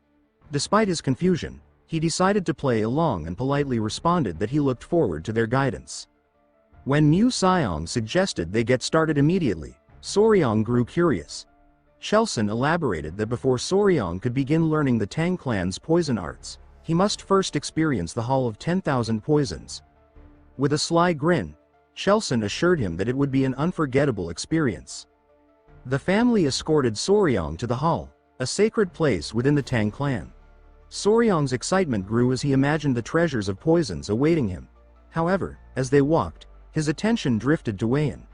He couldn't help admiring her side profile, thinking to himself that she looked like a living portrait. His open admiration did not go unnoticed by her parents, who exchanged amused glances. Chelson teased Soryong, joking that if he continued staring at Weiyan like that, he might wear out her face. He reminded Soryong that Weiyan was now his woman, yet he still gazed at her as though she were untouchable. Weiyan's mother chimed in, noting with a smile that Soryong appeared utterly captivated. Both Weiyan and Soryong turned crimson with embarrassment. As they approached the hall, 3 men stood before a massive iron door. 2 muscular guards flanked a Tang clan official, who welcomed the Grand Patriarch and his grandson-in-law. At Mu Xiong's command, the colossal iron doors, forged from rare Kunu steel, began to open. The guards strained against the weight of the doors, their effort a testament to the steel's unmatched durability. Soryong watched with a mix of amazement and amusement, thinking to himself that the security seemed excessive, almost medieval. Chelson noticed his expression and explained that the doors symbolized the Tang clan's heritage and strength. As the gates finally opened, Soryong braced himself for what lay beyond. The Hall of 10,000 Poisons revealed itself as a treasure vault of unparalleled significance. Mu Xiong cautioned Soryong not to touch anything recklessly, and Soryong nodded in understanding. However, his curiosity got the better of him, and he asked whether the hall truly housed 10,000 poisons. Chelson chuckled, explaining that the poisons were meticulously categorized: paralysis poisons, sleep poisons, and countless others. The elders decided to have some fun with the young pair. Chelson suggested that Weiyan personally explain the poisons to Soryong, knowing the situation would fluster both of them. As expected, Weiyan blushed, and Soryong looked equally embarrassed. Despite her discomfort, Weiyan agreed to the task. Taking Soryong by the hand, she led him to the Tang clan's most potent poison. As they walked, Weiyan began explaining the different poisons. She described the Kai dissipating poison, capable of rendering a martial artist's energy unusable with just a single inhalation. She advised Soryong to handle it with extreme care. She then introduced him to other lethal toxins, including the alimentary canal necrotizing poison, the spirit-destroying poison, the bloody pulp poison, and the infamous 7-step soul-snatching poison. Each poison was unique and immensely powerful, but Weiyan emphasized that the strongest poison of the Tang clan was something far beyond these. She handed Soryong a tiny seed, which he noted resembled a tiger bean. Weiyan revealed that this small seed contained the deadliest poison, second only to the venoms of the 10 great venomous creatures. She identified it as the castor seed, a symbol of the Tang clan's legacy. Soryong recognized its significance immediately, recalling that ricin, derived from the castor seed, was one of the most lethal toxins known to mankind. He muttered to himself that it matched the Tang clan's ideal of a perfect poison: colorless, odorless, tasteless, and undetectable. Weiyan elaborated, explaining that this poison caused what the Tang clan called a golden death, a silent, swift, and untraceable end. She emphasized that the clan's poison arts were not about causing the most visible or excruciating deaths but about embodying the principles of stealth and precision. To Soryong, it felt like he was learning the methods of an assassin's guild. Before he could dwell further, Mu Xiong interrupted, saying that it was time to move on to the venomous creatures. He offered Soryong the opportunity to oversee their care, assuring him of the clan's full support. Soryong's eyes lit up with excitement, interpreting the offer as an invitation to indulge his passion. Before they could proceed, a messenger named Pai arrived, panting heavily. He reported to the Patriarch about an urgent situation at the Black Tortoise Pavilion. Pai hesitated before revealing 2 issues. First, the medicine sent to the Sichuan city lord had failed to work as expected, leading to complaints. The second issue, which he mentioned reluctantly, concerned rumors spreading about the Hall of 10,000 Poisons. Mu Xiong, anticipating potential trouble, decided to address the matter immediately. He instructed Soryong to accompany them to the pavilion. Upon arrival, the elders wasted no time voicing their grievances, expressing outrage over pairing Weiyan with an outsider of unknown origins. This comment infuriated Chelson, who began emitting a faint green aura as he defended Soryong. Despite Chelson's anger, the elders persisted, arguing that entrusting the Hall of Poisons to Soryong was reckless. Mu Xiong silenced them with a commanding rebuke, declaring that the decision was final and his alone. He demanded to know if anyone dared question his authority. The elders, caught off guard, looked to the Grand Patriarch for intervention, but Mu Xiong's firm stance left no room for further debate. Wu Yan, noticing Soryong's discomfort, quietly expressed an apology. In his mind, Soryong's initial thought was one of mild exasperation as he reflected on the situation. He sighed, realizing that his actions had likely caused her unnecessary worry. Yet, he found it ironic, believing it should have been she apologizing instead. The room fell silent as Soryong suddenly spoke, addressing everyone present. He excused himself for interrupting their discussion and offered a bold solution. He proposed handling the issue himself, stating that since the concerns arose from doubts about his abilities, he would personally prove his worth to the clan elders. Furthermore, he suggested resolving the Sichuan city lord's complaint as a demonstration of his capabilities. The elders were momentarily stunned, their surprise rendering them speechless. Wu Yan, whispering to herself, questioned what Soryong was trying to accomplish. Though Soryong was typically reserved and avoided unnecessary attention, he felt compelled to act, as he could not tolerate his peaceful life being disrupted. The elders, recovering from their shock, scolded him harshly for interrupting and demanded to know if he even understood the contents of the Sichuan city lord's letter before making such a bold statement. They called him insolent and irrelevant, using the moment to argue for a more suitable son-in-law from a reputable martial family. Chao Sen's wife, visibly annoyed by their complaints, silently observed the escalating tension. Soryong, inwardly, likened the elder's tirade to the nonsensical trolling he used to endure during his time as Spicy Fabre, a streamer with a massive following. Addressing the group, he pointed out that they continued to refuse to acknowledge him as a member of the Tang Clan, emphasizing that he was still treated merely as a guest. Drawing on his experience in handling chaos, Soryong reminded them of his contributions: saving Lady Hua Yun, defeating the infamous bloodhand Rakshasa Taken Yang, and rescuing the Patriarch himself. He then asked if insulting a guest and benefactor to his face was a hallmark of Tang Clan etiquette. The elders, caught off guard by his pointed remarks, grew visibly embarrassed and admitted to speaking rashly in desperation. Despite their concession, Soryong couldn't help but think of them as pathetic. The Grand Patriarch, however, seemed impressed by his composure and quick wit. One elder attempted to downplay the significance of Soryong's victory over Taken Yang, suggesting it was exaggerated. The Patriarch silenced the objection by revealing a document: the Blood Sect's secret manual of bloodhand poison arts, written in blood. The elders gasped in shock, their astonishment deepening when the Patriarch asked Soryong to reveal his companions. With a light tap on his chest, Soryong summoned the 3 baby blue-spotted centipedes, who emerged happily. The sight of the creatures left the elders visibly uneasy. The Patriarch proudly explained that these centipedes, offspring of the legendary blue-spotted centipede, were being raised by Soryong. He added that it was these very creatures that had played a crucial role in defeating Taken Yang. Still incredulous, one elder asked if Soryong had truly managed to control a blue-spotted centipede. Sharing a knowing grin with the Patriarch, Soryong humorously warned the centipedes not to bite anyone unless they wanted a fate as lifeless as Taken Yang. The elders, thoroughly flustered, began backtracking, offering weak excuses about proper procedures and natural hesitations regarding Soryong's integration into the clan. The Grand Patriarch, exasperated by their indecisiveness, tabled the discussion on Soryong's status for the moment. Instead, he shifted focus to the Hall of 10,000 Poisons, questioning why Soryong was barred from entry. The elders argued that Soryong was not fully integrated into the family and too young to be entrusted with such responsibility. The Patriarch dismissed these concerns. asking Soryang to demonstrate his abilities instead. Soryang, confident in his skills, declared that he would prove his worth in the Tang Clan's style, by mastering poison. Misinterpreting his words, the elders erupted in disbelief, accusing him of intending to poison the Sichuan city lord. Soryang, utterly confused by their reaction, silently pondered how the situation had spiraled so far. The Grand Patriarch intervened, announcing that Soryang would begin training in the Tang Clan's martial art, the 5 venoms returning technique. Soryang inquired whether this training would also involve physical exercises. The Patriarch explained that the technique would naturally harmonize with Soryang's body as he practiced, emphasizing the Tang Clan's focus on practicality.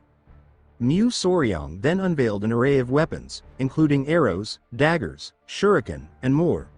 He introduced Soryang to concealed weapons like needles, coins, darts, powders, daggers, and throwing knives. Explaining that concealed weapons could be categorized into 5 main types, he asked Soryang which he thought was the easiest to handle. Soryang correctly guessed that daggers and throwing knives were the simplest. When asked which weapon was the most difficult, Soryang suggested powders due to the skill required to scatter them effectively. However, Soryang informed him that the needle was the most challenging. Surprised, Soryang assumed it was due to the needle's small size and delicate nature, but Soryang elaborated further, explaining that the challenge also lay in remembering the exact location of each thrown needle. To demonstrate, Soryang removed the head of a brush, separating it from its handle.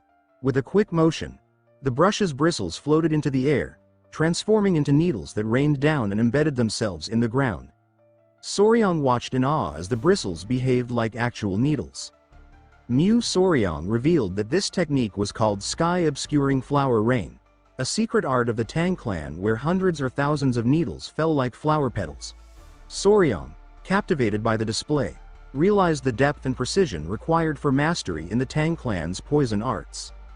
In Soryang's mind, the technique Soryang had demonstrated seemed to involve scattering needles across the battlefield and then maneuvering carefully within that needle-strewn terrain. He voiced his concern, saying that such an environment would leave little room to move without risking injury. Soryang laughed and confirmed his observation, adding that mastering the technique required memorizing the precise positions of the needles. He explained that failing to remember them could lead to the practitioner falling victim to their own weapon. To Soryang, the concept seemed almost too much to grasp. He began to sweat as he clarified with Soryang whether he would also need to account for the positions of needles that deflected off opponents or missed their mark. Soryang affirmed this, adding that with the 5 venoms technique, Soryang would need to memorize at least 100 positions just to begin training. Soryang turned pale at the thought, the enormity of the task overwhelming him. Moments later, he collapsed face first onto the ground, utterly exhausted by the prospect. Not long after, Lady Wyan arrived, wearing a beekeeping suit. She asked Soryang if her outfit was appropriate, mentioning that she had heard he intended to catch a hornet. She wondered aloud if the suit was unnecessary. Soryang reassured her that the suit was a good idea and added that it would allow them to catch the insect themselves instead of waiting for it to appear. Wyan asked if Soryang already knew the location of a hornet's nest. He replied cryptically that she would understand once they reached their destination. She then informed him of a nest she had spotted nearby, and they set off together. As they walked, Wyan brought up the letter sent to the Sichuan city lord and asked if Soryang had read it. Soryang confirmed that he had. Blushing, she expressed concern that he might not fully comprehend the letter's contents due to his young age. Soryang, with confidence, remarked that yang-qi, or a man's vital energy, was indeed a significant matter. Flustered, Wyan quickly told him that was enough, though it was clear he already understood. The great issue troubling the Sichuan city lord, as Soryang revealed, was erectile dysfunction. His rock had ceased to function. Wyan grew suspicious of Soryang's knowledge on such a topic, given his age. Soryang brushed off her skepticism, explaining that living alone had exposed him to a variety of information. Embarrassed, Wyan quickened her pace. A few hours later, they arrived at the forest. Soryang, easily distracted by the creatures around them, had to be repeatedly redirected by Wyan until they reached their destination. The nest they sought was inside a small hollow, resembling a cave, an ideal spot for hornets. As they approached, Huayan asked what it meant to find a hive without bees. Soryang explained that while their goal was to catch hornets, they wouldn't be capturing any bees. Though confused, Huayan followed his lead. Upon reaching the hollow, Soryang noted that the venomous insect they sought was more likely to inhabit smaller, weaker hives. Huayan, unfamiliar with this detail, was relieved when it appeared the hive contained what they needed. As an insect emerged from the nest, Soryang swiftly caught it with chopsticks. They hadn't come to catch a hornet, as Huayan initially believed. The insect they captured was entirely different, a tiny creature that could solve the Sichuan city lord's issue. Curious, Huayan asked about the bug, wondering if it was a ground beetle. Soryang confirmed her guess, realizing that in this world, it was indeed called a ground beetle. In modern terms, however, it was more commonly referred to as a blister beetle. Huayan asked if it was normal for ground beetles to be found in hornet nests. Soryang explained their unique life cycle, describing how blister beetles reproduced. Unlike other insects that protect their eggs or create safe spaces for hatching, blister beetles lay their eggs indiscriminately. He humorously imagined the beetle telling its boss to wait while it dropped some eggs, showing no concern for their placement. He described how the larvae, upon hatching, crawled to the highest point nearby and clustered together to mimic a flower. This false flower then attracted bees, which mistook it for the real thing. When bees approached, the larva swarmed onto the carpenter bee's body, taking over its home. Soryang wasn't sure why blister beetle larvae favored hornet nests but noted that the environment seemed ideal for their development. Huayan, feeling sorry for the giant hornets, expressed sympathy for their plight. Soryang shrugged, remarking that it was simply nature's way. Huayan commented on the bug's dangerous properties, noting that it caused burns on the skin and could be lethal if consumed in excess.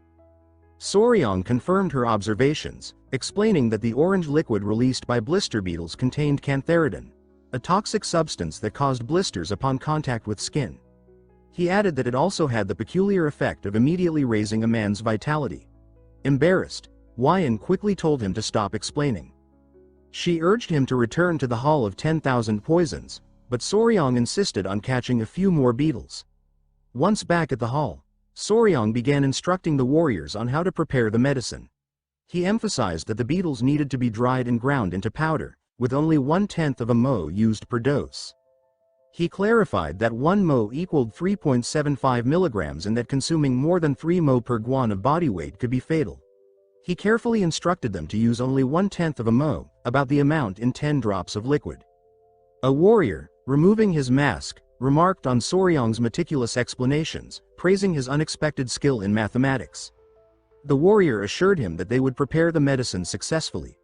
Soryang thanked them, expressing his reliance on their efforts. Later that evening, Soryang spoke to Huayan about the surprising properties of ground beetles. He admitted that it made him reconsider the poisons in the Tang clan's arsenal. Huayan agreed, noting Soryang's remarkable ability to calculate precise dosages. Soryang teased her, asking if she admired Soryang even more now. Flustered, Huayan admitted she regretted her initial judgment of him. Soryang reassured her, saying it was never too late to make amends. When the conversation shifted to testing the medicine, Huayan blushed deeply, turning as red as a tomato. She mentioned that some branch elders had complained about Soryang's boldness, but Soryang had confidently stated that he would test the medicine by confronting the clan elders directly. Soryang was left speechless, his jaw dropping in astonishment at Soryang's audacity. The patriarch laughed heartily, finding Soryang's wit and boldness amusing. The next day, the entire clan gathered in the hall to address the matter of the new medicine. Despite Soryang's prior demonstrations, the clan elders remained doubtful. A warrior approached Soryang with a wooden box and explained that he had mixed licorice powder and honey into the medicine to make it sweeter and easier to consume. Soryang commended the warrior for his meticulous attention to detail, asking if he had followed the instructions precisely. The warrior confirmed that he had done so with great care. Other members of the clan, however, scoffed at the effort, dismissing it as excessive. They questioned aloud how effective the medicine could truly be. Their murmurs were silenced when the patriarch stepped forward and asked Soryang how he intended to prove the medicine's effectiveness.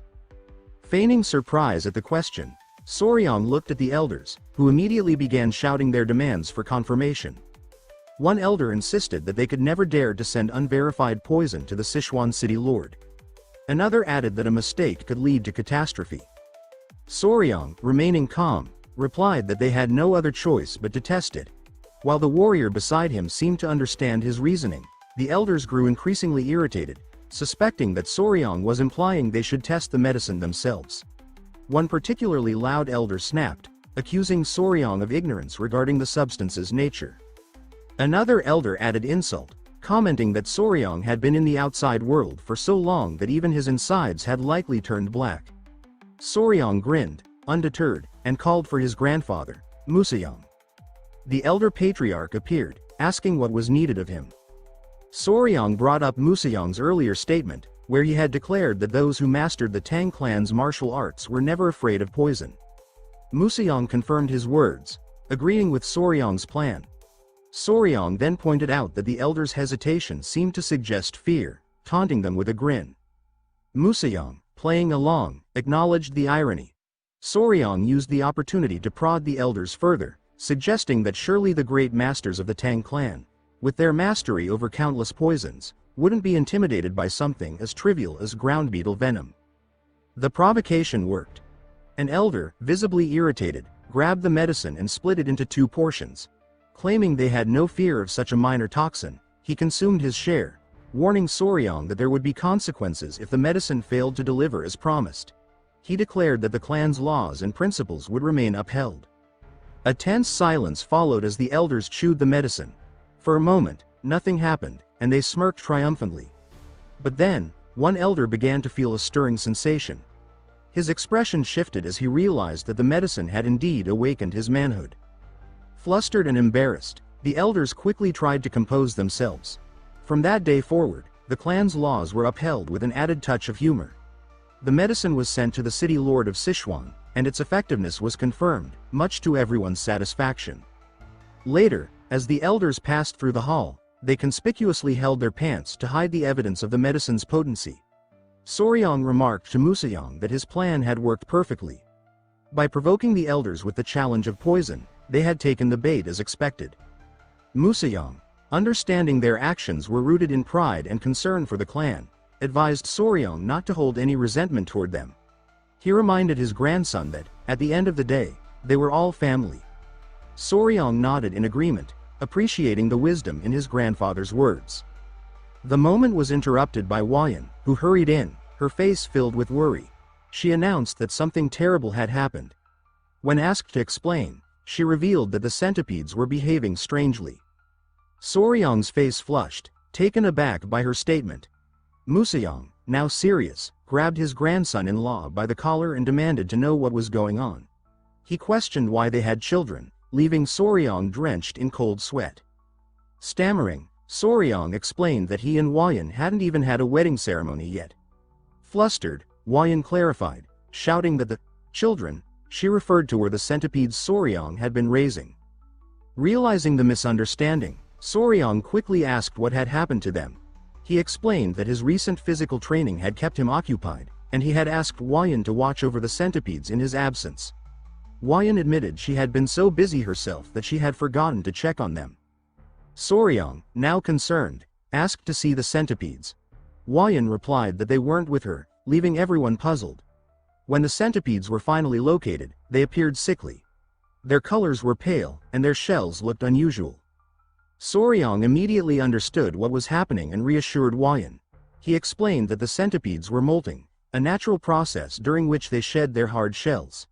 He added that it was likely their time to molt and assured her it was nothing to worry about.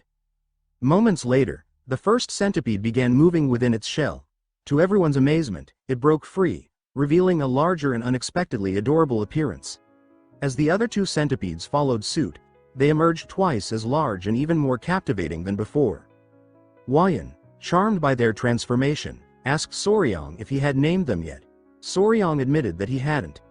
After a moment of thought, he jokingly suggested naming them Number 1, Number 2, and Number 3. Wayan immediately rejected the idea, insisting that such majestic creatures deserved names that reflected their grandeur. She explained that centipedes of their species were believed to transform into dragons after living 1,000 years. Soryang, skeptical of the claim, dismissed the idea as mere folklore. Museong interjected nervously, explaining that the centipedes were known as heavenly dragons, lending some truth to the myth. Shaking his head, Soryong continued thinking of suitable names. After some contemplation, he proposed Nova, Myra, and Grace. Wayan was pleasantly surprised by the names, especially after Soryong explained their meanings. Nova symbolized a new beginning, Myra represented fragrance, and Grace embodied elegance and kindness. Wayan, charmed by the thoughtful names, agreed that Soryong was indeed the right person to name his children. Later, as Soryong strolled through the city with the now larger centipedes clinging to his body, he realized that while his training had made him stronger, their increased weight was still a challenge. Despite the strain, he smiled, content with their growth and presence. Soryong opened his mouth to comment on the centipede's growing weight when one suddenly leapt and struck him squarely in the face. The force of the impact left him lying flat, and he realized with mild exasperation that they were clinging to his entire body. As he processed the situation, a conversation nearby caught his attention. Two men carrying a bag of money remarked on the extravagance of the Tang clan of Sichuan. They spoke of plans to visit a brothel that evening, laughing about how easy it had become to earn money. Their comments piqued Soryong's curiosity. Later, the patriarch shared some good news with him. He asked if Soryong remembered the medicine that had been sent to the Sichuan city lord. Soryong confirmed that he did. The patriarch explained that the medicine had worked exceptionally well, and the city lord had sent a message of gratitude along with a generous reward. Both Soryong and Wayan were delighted by the news.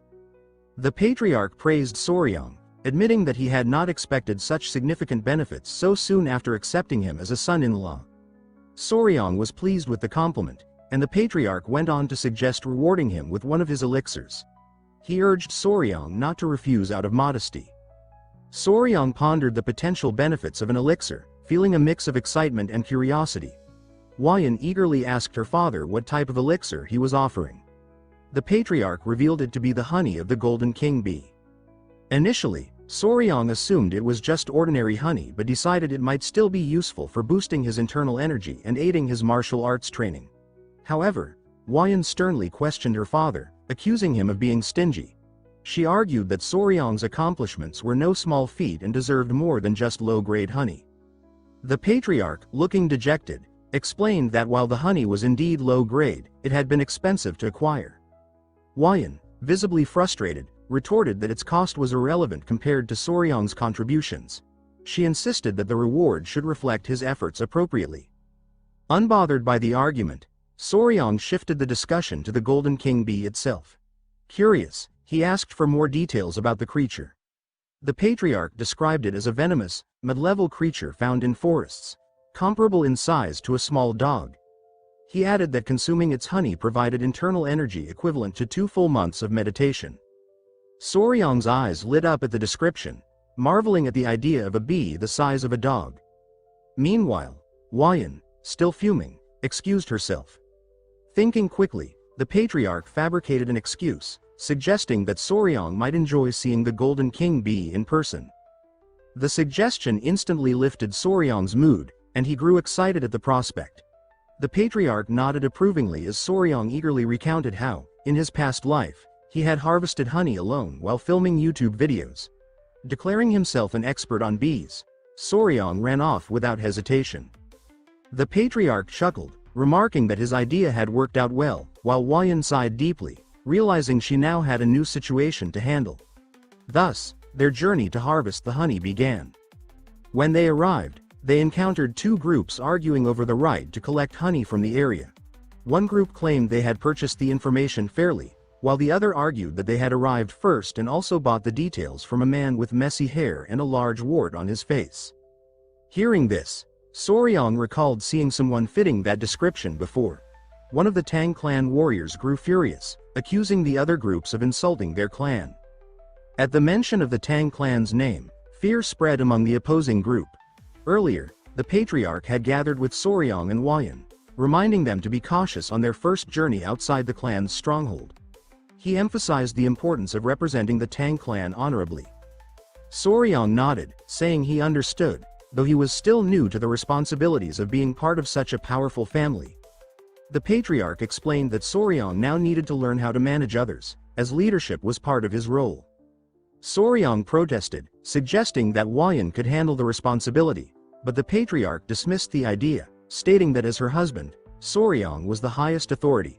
Stunned, Soryang froze as the patriarch casually referred to Huayan as his wife.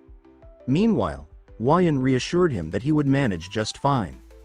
Back at the site, tension filled the air as the two groups glared at each other. Soryang consulted Wolfgang, the leader of the venomous blood unit, asking if they should share any additional information.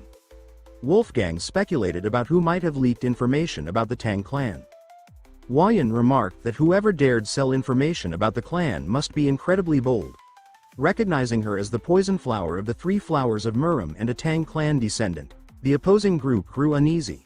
Their leader quickly apologized, introducing themselves as the Central Wind sect and withdrawing their claim.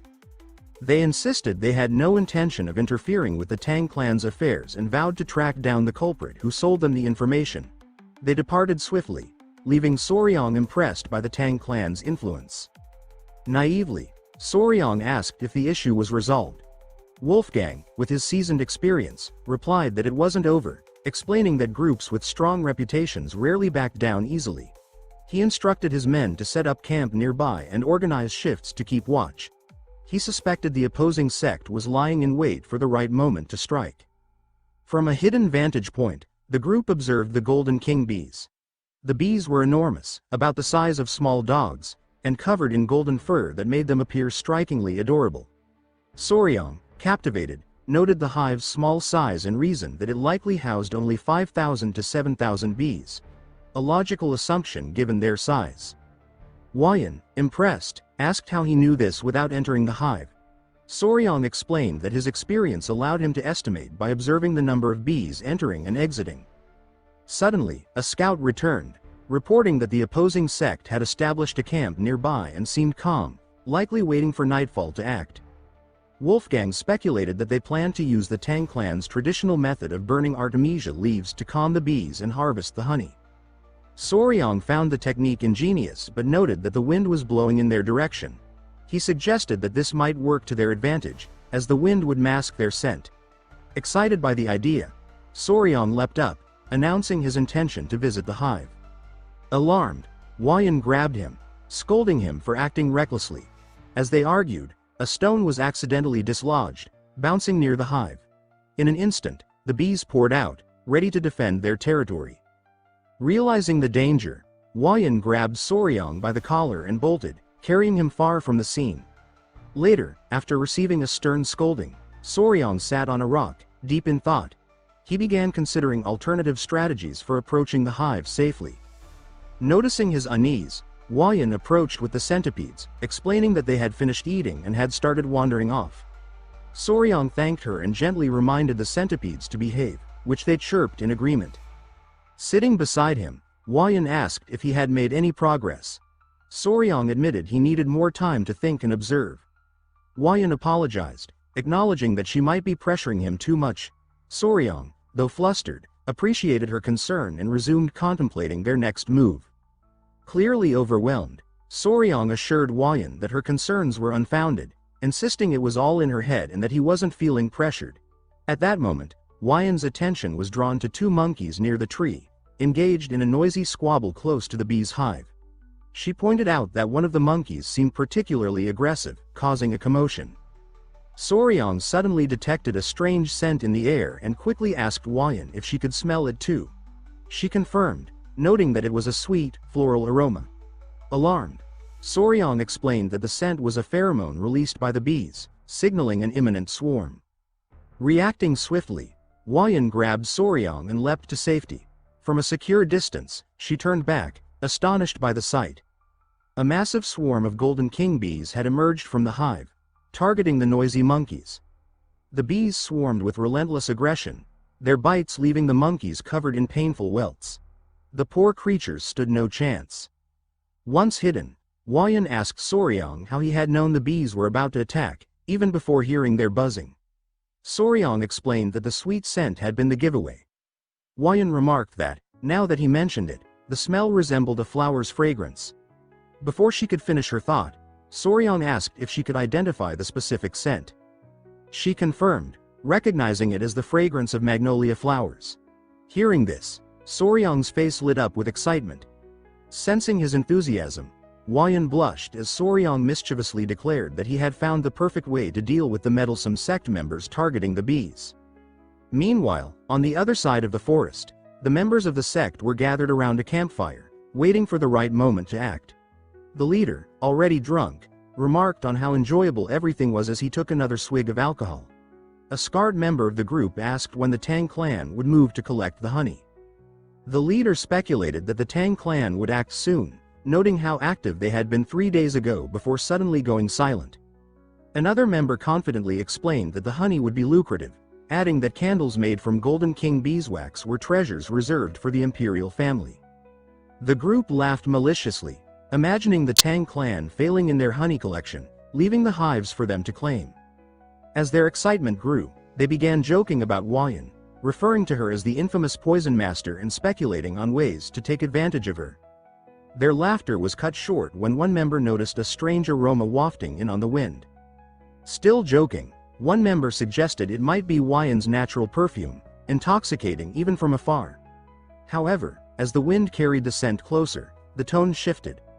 The man froze in fear and asked what the smell could be. Their attention turned to the sky, and their expressions transformed into shock and terror. A massive, swirling cloud was descending against the backdrop of the moon. It was a swarm of Golden King bees, moving with precision and fury. Members of the sect panicked, screaming in disbelief as the swarm descended upon them. The once adorable bees, now a golden whirlwind of aggression, attacked anything that moved. Within moments, the sect members were left covered in painful welts, fleeing in chaos. The malicious laughter from earlier had been replaced by cries of desperation. Meanwhile, the scene shifted to show the mixture Soryang had prepared, a concoction of crushed flowers and fruits to mimic the bees' pheromone. Placed strategically, the wind carried the scent directly toward the sect's camp. Hidden behind trees, Soryang and Huayan watched as the bees followed the pheromone trail. Huayan, astonished by the plan's success, turned to Soryang and asked how he had managed it. She admitted she hadn't expected the bees to react so aggressively to the scent. Soryang, clearly excited, explained that the mixture contained isoamyl acetate, the same chemical signal bees used to initiate mass attacks. Curious, Huayan asked how crushing flowers and fruits could provoke such a reaction. Soryang enthusiastically explained that pheromones were chemical signals used by animals of the same species to communicate, especially social insects like ants, wasps, and bees. He elaborated that isoamyl acetate specifically triggered bees to swarm and attack. Huayan, enchanted by his explanation, praised his ingenuity. Embarrassed by her admiration, Soryang modestly pointed out that it was her ability to identify the magnolia scent that had made the plan possible. Huayan explained that, as a descendant of the Tang clan, she was trained to be highly sensitive to smells. Shifting their focus, Soryang noticed no activity from the hive. Concluding that the swarm's absence was the perfect opportunity, he prepared to enter the hive and harvest the honey. Holding smoldering mugwort leaves to calm any remaining bees, the group cautiously approached the massive tree. Standing at the entrance, surrounded by the stillness of the night, they marveled at the hive's immense size. The honeycombs, glowing a rich golden hue, truly lived up to the Golden King bee's name. However, as they ventured deeper, Soryang noticed something unusual. There was no honey. After inspecting the hive further, Huayan confirmed his observation. The patriarch, puzzled, noted that such a thing was highly unusual. Soryang also observed the absence of eggs in the hive. When asked if this could be related to the lack of honey, Soryang hypothesized that the bees were preparing to migrate. He explained that in preparation for a move, bees consumed all their stored honey and carried it in their stomachs. He suggested that human activity in the area had likely triggered this behavior. Huayan agreed, finding his explanation logical. Soryang elaborated further, explaining that during migration, the queen bee stopped laying eggs since the colony could not care for larvae while transitioning. While exploring the hive's interior, Soryang suddenly froze in shock. Something deeper inside the hive had caught his attention. Hidden among the hive's remains, camouflaged perfectly, Soryang spotted a lone Golden King bee that appeared to have been left behind. Observing it closely, he couldn't suppress a sly smile. Turning to the leader, he asked with casual curiosity how long he could sustain his mobility techniques without resting. The leader, visibly puzzled by the question, thought for a moment and estimated he could manage about half a day. Before the leader could inquire about Soryang's intentions, a scout interrupted urgently, reporting that the Golden King bees were returning and urging everyone to leave immediately. Alarmed, the leader ordered the group to retreat at once and shouted for Soryang to abandon his search and get out of the hive. Despite the escalating urgency, Soryang continued inspecting the hive, his focus unwavering. It wasn't until Huayan came to retrieve him, grabbing him firmly by his clothes, that he relented. She insisted they leave without delay. The group dashed away from the hive, fully aware that even the Tang clan's advanced techniques for calming bees would be useless against a swarm this large and agitated. As they fled, it became clear that Soryang had hidden the Golden King bee inside his clothing. Once they had reached a safe distance and could finally catch their breath, Huayan expressed her relief that they had escaped before the bees returned. Her relief, however, turned to horror when she noticed something moving inside Soryang's attire. Demanding an explanation, she fixed her gaze on him.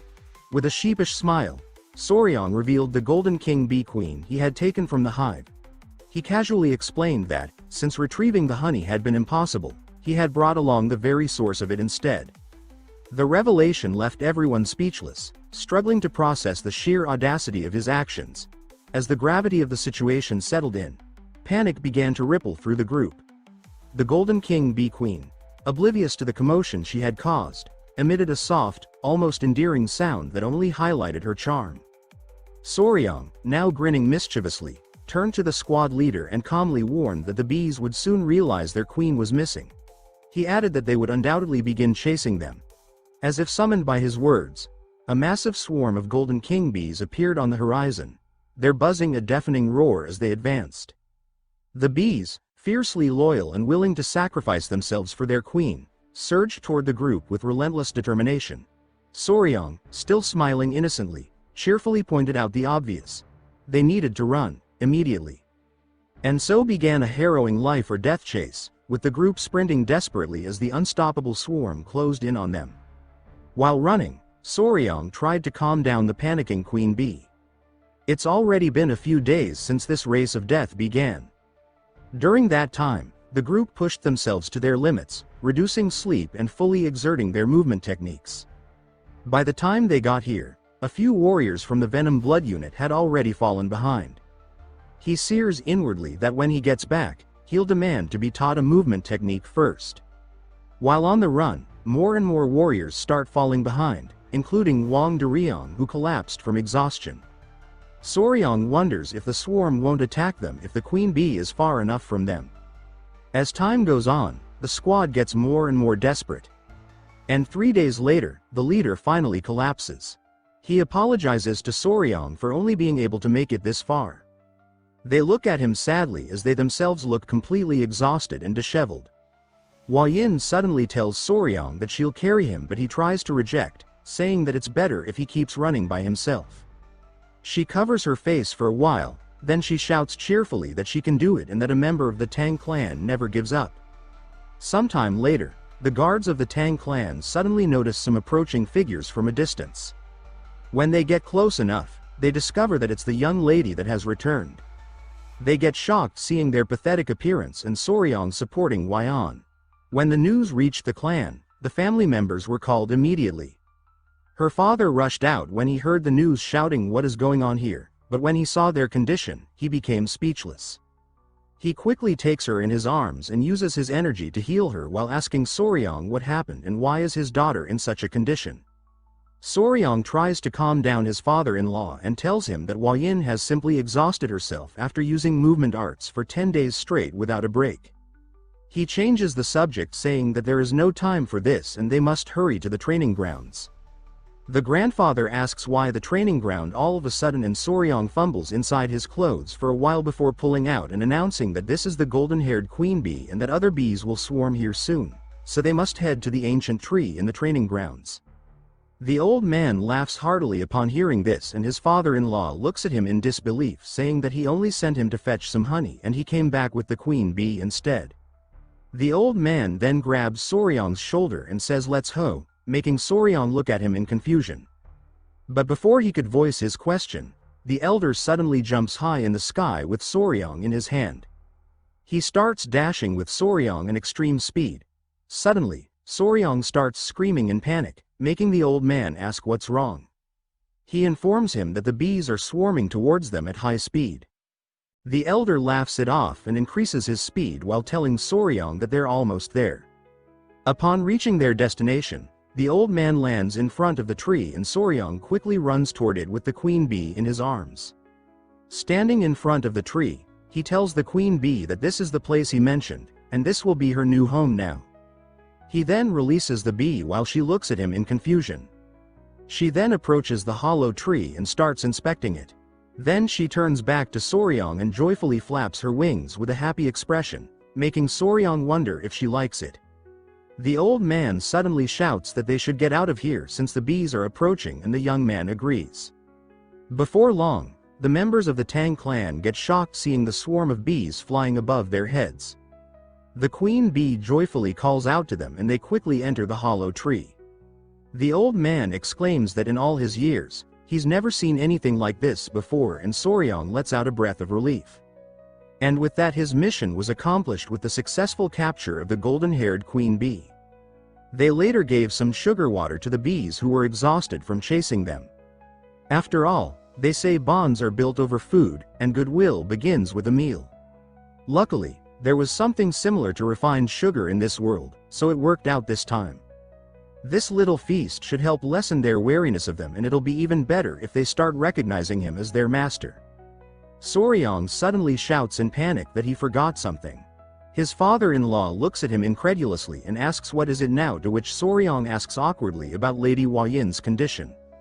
Her father looks at him in disbelief and asks if he only thought of her now, and then informs him that he told them to take her to her mother and let her rest. He then asks Soryang if he really used movement techniques all the way from the forest while being chased by those bees. Soryang affirms while trying to apologize and says that they barely managed 4 hours of sleep a day and the rest of the time they spent running. The old man laughs at this and his father-in-law is completely speechless. The old man suddenly recalls something and calls out to Soryang. He then asks him about the whereabouts of the members of the Venom blood unit. Hearing this question, Soryang starts sweating and says that they're probably collapsed somewhere on the roadside and says that he probably should go pick them up. The old man laughs at this. The members of the Venom blood unit later returned safely to their families. Inside Huayin's room, she exclaims happily that she heard that the golden-haired bees have recovered their strength. Soryang agrees and tells her that they're currently gathering nectar from the poisonous flowers of Tang Clan Mountain, to which she thinks it's kind of adorable. Suddenly someone starts calling for Soryang, taking them by surprise. Seeing the panicked look of the man, Soryang asks what's the matter, to which the guy tells him that he needs to come outside right now and that there's something wrong with the bees, like they're searching for something. Confused, Soryang hurriedly goes outside with Lady Huayan following behind. Outside they see the bees frantic for some reason. When they see Soryang, the bees look at him for a while before quickly swarming him affectionately. He gets confused by this and Huayan asks worriedly if he's alright.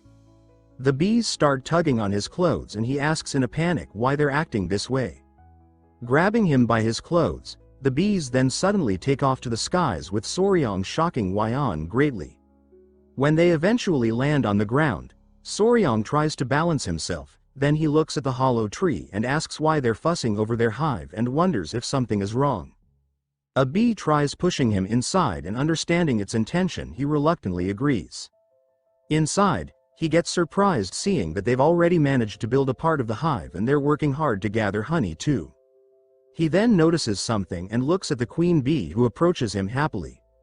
He offers her his hands for her to perch on, but he then can't move because they keep clinging to him. The queen bee looks at him bashfully, looking super cute. She then closes her eyes and starts approaching his face, making him panic. Before he could protest, the queen bee seals his mouth with a kiss, shocking him to no end. He then feels something coming down his throat, but the queen bee continues her action for a while further. When she finally releases his lips, Soryang releases a puff of smoke and starts panicking with a beet-red face. He points at her saying that that was his first kiss and asks what is she even doing right now. But before long, he starts feeling something before suddenly collapsing to the ground. He looks at the queen bee in pain and wonders worriedly what exactly did she feed him. The bees observed as Soryang writhed on the ground, his body engulfed in a reddish glow. It burned like fire under his skin, coupled with an unbearable itch. He foamed at the mouth and nose, clenched his teeth, and drenched in sweat, reached weakly toward the queen bee.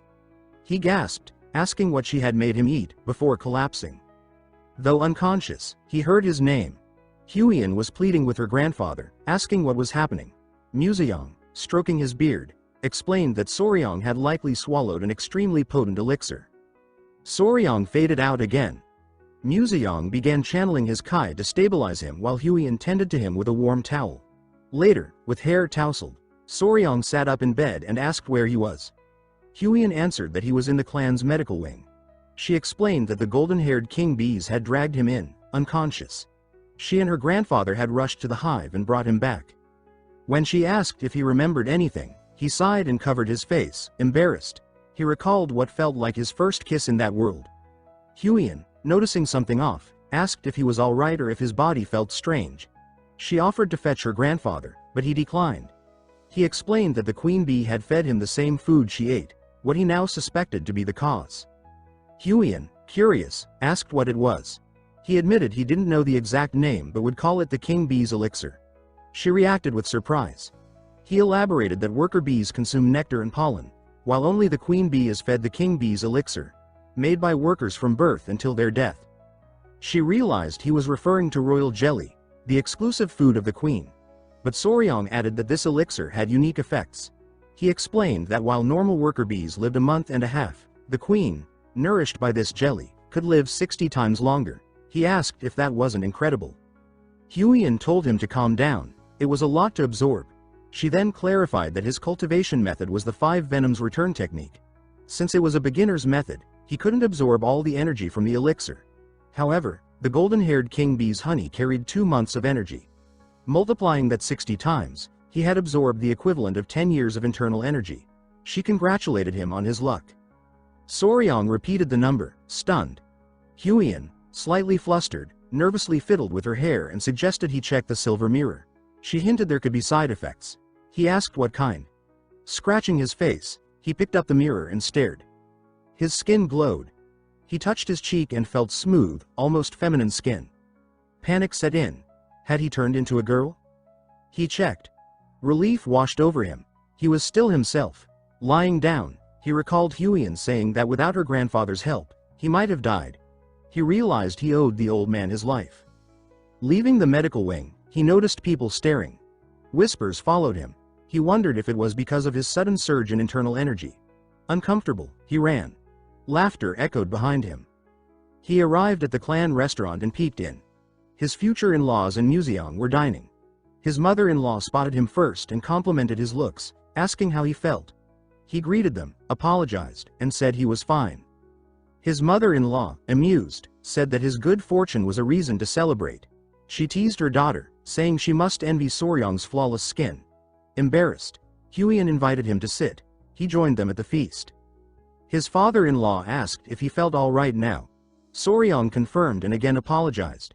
He thanked Museong for saving him. Museong smiled and praised his luck. Kailson, curious, asked him to explain what happened, mentioning he had only heard bits and pieces. Soryang hesitated, scratched his face, then recounted the queen bee dragging him into the hive and feeding him the king bee's elixir as a reward. His mother-in-law commented that even venomous creatures could show gratitude. Museong asked if it was possible to get more of the elixir. Kailson added that the bee's honey alone was valuable, but the queen's elixir was a miracle. His mother-in-law grew excited and asked if he could obtain more. Soryang thought about it. With normal bees, maybe. But these intelligent golden-haired bees wouldn't fall for tricks. Besides, what he consumed wasn't just royal jelly. It came directly from the queen. He finally answered that it wasn't possible. Museong and his mother-in-law pressed for a reason. He said even if someone could drink it, they might not want to. Kailson asked if it tasted bad. Soryang replied gravely, it wasn't about taste or smell. He explained that the elixir came from the queen's mouth and had to be received through lip contact, transferred by her tongue. Silence followed. Museong shouted in disbelief. A kiss on the queen bee's mouth? His mother-in-law was stunned. Kailson concluded no one else could get the elixir unless the queen favored them like she had Soryang. Huiyan dropped her chopsticks. Her face darkened. She asked, her voice ice-cold, if he had kissed the queen bee. Elsewhere, under moonlight by a river near a temple, a scarred hand rested on a railing. Zhu Yonghak, emperor of the Fist and leader of the Murim alliance, stood deep in thought. A knock broke his focus. A servant entered with tea. She announced it was white dew tea from Sichuan. He was surprised. It was his hometown's tea. As she poured, he thanked her and prepared to drink. Before the cup reached his lips, another knock came. It was Junju, his military advisor. With permission, Junju entered, apologized for the interruption, and informed the emperor of urgent news from the Tang Sichuan clan. Yonghak, still calm, invited him to speak. Junju presented a red scroll, announcing that Tak Un-yong, the Rakshasa of the Bloody Hand, had been killed. His head had been taken by the Tang clan, along with the secret manual of the Bloody Hand's poison arts. The emperor exploded in rage, crushing the teacup. He demanded to know how they acquired the manual. Junju explained that Tak Un-yong had once been attacked by the divine sovereign of myriad poisons and vanished. Rumor had it he retreated to Hainan. He continued, smiling, that an even more fascinating story had emerged. A young warrior and his venomous creatures had killed Tak Un-yong. The emperor, stunned, had never heard of anyone wielding poisonous beasts. Junju promised details, but the servant stared at him with a heavy aura. In the Tang clan's hall, Suo Ryong, Huiyan, her mother, and the patriarch sat with others. An elder asked if rumors were true, that information had been sold. Another was furious, appalled by the clan's disgrace. Suo Ryong whispered in surprise that no one dared confront his father-in-law. Huiyan smiled, saying it was normal. The patriarch had already ordered an investigation and would go to Yingchu himself. A curious elder asked what poison the patriarch would use. He replied coldly, soul-destroying poison first, then blood-burning, and finally intestine-necrotizing poison. His eyes gleamed with cruelty. He said that when their blood burned, their organs melted, and their soul neared collapse, he would finish them with a 7-step soul-snatching poison. Suo Ryong sat frozen. It was a method fit for assassins, a deadly cocktail. The patriarch wasted no time. He ordered one of his aides to summon the poison annihilation unit. Moments later, masked and hooded figures assembled outside the temple. He reminded his son-in-law to stay safe before leading the unit off to deliver punishment. Suo Ryong pointed at them, asking if that was really the infamous unit. Huiyan confirmed it, smiling as she explained that their work was difficult, but mostly consisted of eliminating people, hence their name. Suo Ryong was stunned, questioning if assassination really counted as hard labor. Their exchange was interrupted by a cough. The elders of the Tang clan had arrived. Suo Ryong and Huiyan greeted them respectfully. The elders asked if he had experienced a fortuitous encounter. Suo Ryong nodded, though part of him wondered if they were after the golden-haired queen bee's royal jelly. Their behavior said otherwise. They looked nervous. Curious, Suo Ryong asked what they wanted. The elders denied wanting anything from the royal bees, but one elder hesitantly whispered, asking if he remembered the medicine derived from ground beetles. Since Suo Ryong was its creator, he held the rights. Smiling, he pulled out the medicine and juggled it, knowing it gave him leverage. If the elders supported him, he could offer much in return. The elders laughed, promising to back him from now on. Huiyan, watching this unfold, looked displeased. Just then, the great patriarch stepped out and saw the group laughing. Before Suo Ryong could hand over the medicine, the patriarch asked what was so amusing. The elders panicked and quickly covered it up with awkward dancing, claiming it was just a cheerful meeting. The patriarch bought it, believing they had finally recognized Suo Ryong's value. Huiyan remained annoyed. A servant rushed in and announced a crisis. Lord Sichuan was near death. The room erupted in confusion. Suo Ryong asked if he had followed the dosage properly. The servant revealed that after seeing initial effects, Sichuan took a concubine and consumed more than double the recommended dose. Suo Ryong broke into a cold sweat. The patriarch, disappointed, decided to go check on the situation and tasked Suo Ryong with guarding the women. As night fell, Suo Ryong and Huiyan sat outside. She asked how his training in the dual origin art of 10 poisons was going. He admitted it had become easier. He compared it to a 2-cylinder engine, more refined than the previous 5 poisons return technique. Huiyan remarked that he must now be resistant to common poisons and could even imbue energy into objects. Suo Ryong was amazed and eager to test his power. They set up a straw dummy. With a deep breath, he focused his Kai, channeling green energy through his body. He synchronized the energy, then hurled a dagger. The blade flew like a streak of light and pierced the dummy effortlessly. Huiyan praised him. He had successfully infused his weapon. The glowing dagger stuck in a wall, just inches from 2 masked men who had been watching quietly. Startled, the intruders first thought they'd been discovered, but then realized it was just practice. One of them held the Bloodhand Poison Art Manual. A copy, but their objective was complete. They decided to escape while the opportunity remained, scoffing at the Tang clan's poor security. Just then, a pink aroma filled the air. The men froze, confused. Above them hovered the queen bee, glaring with purpose. Rain began to fall, and distant screams echoed through the compound. Suo Ryong was startled. Huiyan, sensing something was wrong, spotted figures in the bushes. 3 men in ninja garb. One stood while 2 hid. The queen bee swooped in and bit the standing man's ear. He panicked, calling for help. Huiyan reacted instantly, telling Suo Ryong to fire an arrow while she dashed forward, kicking up dust behind her. Suo Ryong watched, stunned, unsure what she planned.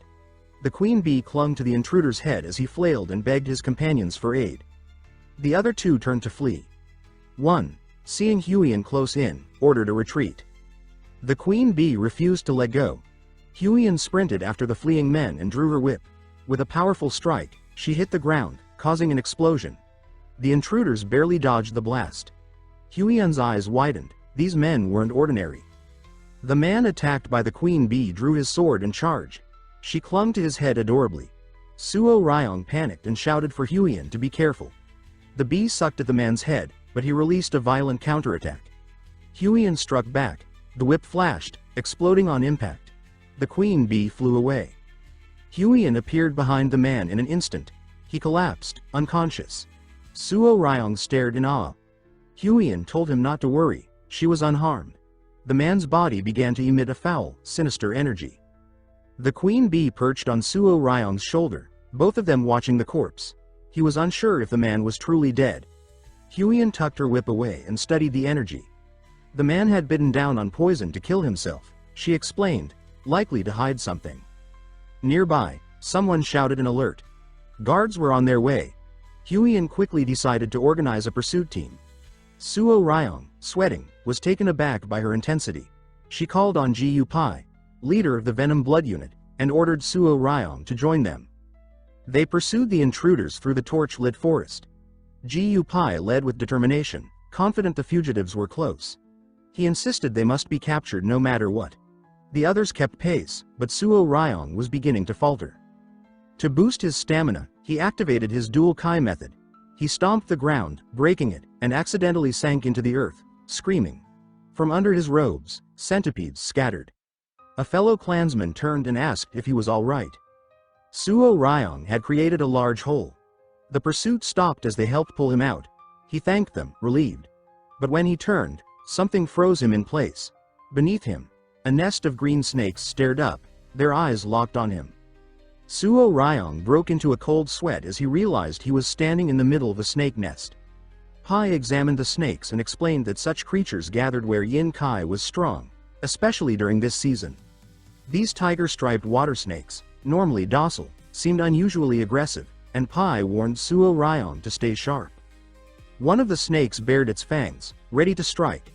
Suo Ryong noted how strange this behavior was for the species. Overhead, black clouds rolled in. He blamed himself for the delay and urged the group to move quickly before the rain started. Pai agreed, and the team resumed the chase. A distant light ahead caught their attention. Pai stated they had found the intruders. The masked men, cornered in a dead end against a rocky mountain, stood with weapons drawn as thunder rumbled above. Pai's group surrounded them. Calmly, Pai reached into his cloak and declared that this was the end of the line. The enemy leader gave orders to tighten the perimeter. Unit Venom Blood responded by drawing their kunais. Steel glinted in the stormlight as both sides advanced. The clash began swiftly. Daggers and swords struck, sparks flying. One of the masked attackers managed a solid kick, knocking a venom blood member to the ground. The others pressed forward, confident. But just as they turned their attention elsewhere, Pai struck. His ambush failed. The ninja dodged with swift crouches. Observing quietly, Pai activated triple mirage kill. He hurled a single kunai, which exploded mid-air and split into 3. The ninja blocked 2, but the third pierced his side. As Pai approached, he noted the diluted poison hadn't taken full effect thanks to the rain. Before they could press the advantage, laughter echoed from above. Pai froze. A figure descended from the cliffs, landing hard and sending cracks through the earth. The newcomer was an old man with a sinister smile. His aura was thick with murderous intent. Pai recognized it instantly. The man was a martial arts master. He ordered his men to fall back. The old man, exuding dark energy, asked the ninja if they had recovered it. The ninja confirmed, presenting a copy of the Bloodhand Poison Art Manual. Suo Ryong's eyes widened as he recognized the book. His grandfather had warned him about its dark history. He told Pai it was a replica of the Forbidden Manual. Pai's fury showed in his clenched jaw. The old man, still smiling, flipped through the pages. Even incomplete, the techniques were powerful. He handed the book to a subordinate named Bloody Glory and gave a single command. Leave no survivors. Bloody Glory cracked his knuckles and moved toward a corpse. Red energy flowed from the body to his hand, closing his wounds. Suo Ryong was horrified. Pai stared in shock, recognizing the forbidden blood absorption technique. The old man introduced himself as Lord Guchenak, elder of the blood cult, known as Bloodhawk Daggerclaw. His gaze locked on Suo Ryong, hungry for his youth and purity. He licked his lips, salivating. Rain intensified. Guchenak ordered Yahello, his ninja, to capture Suo Ryong.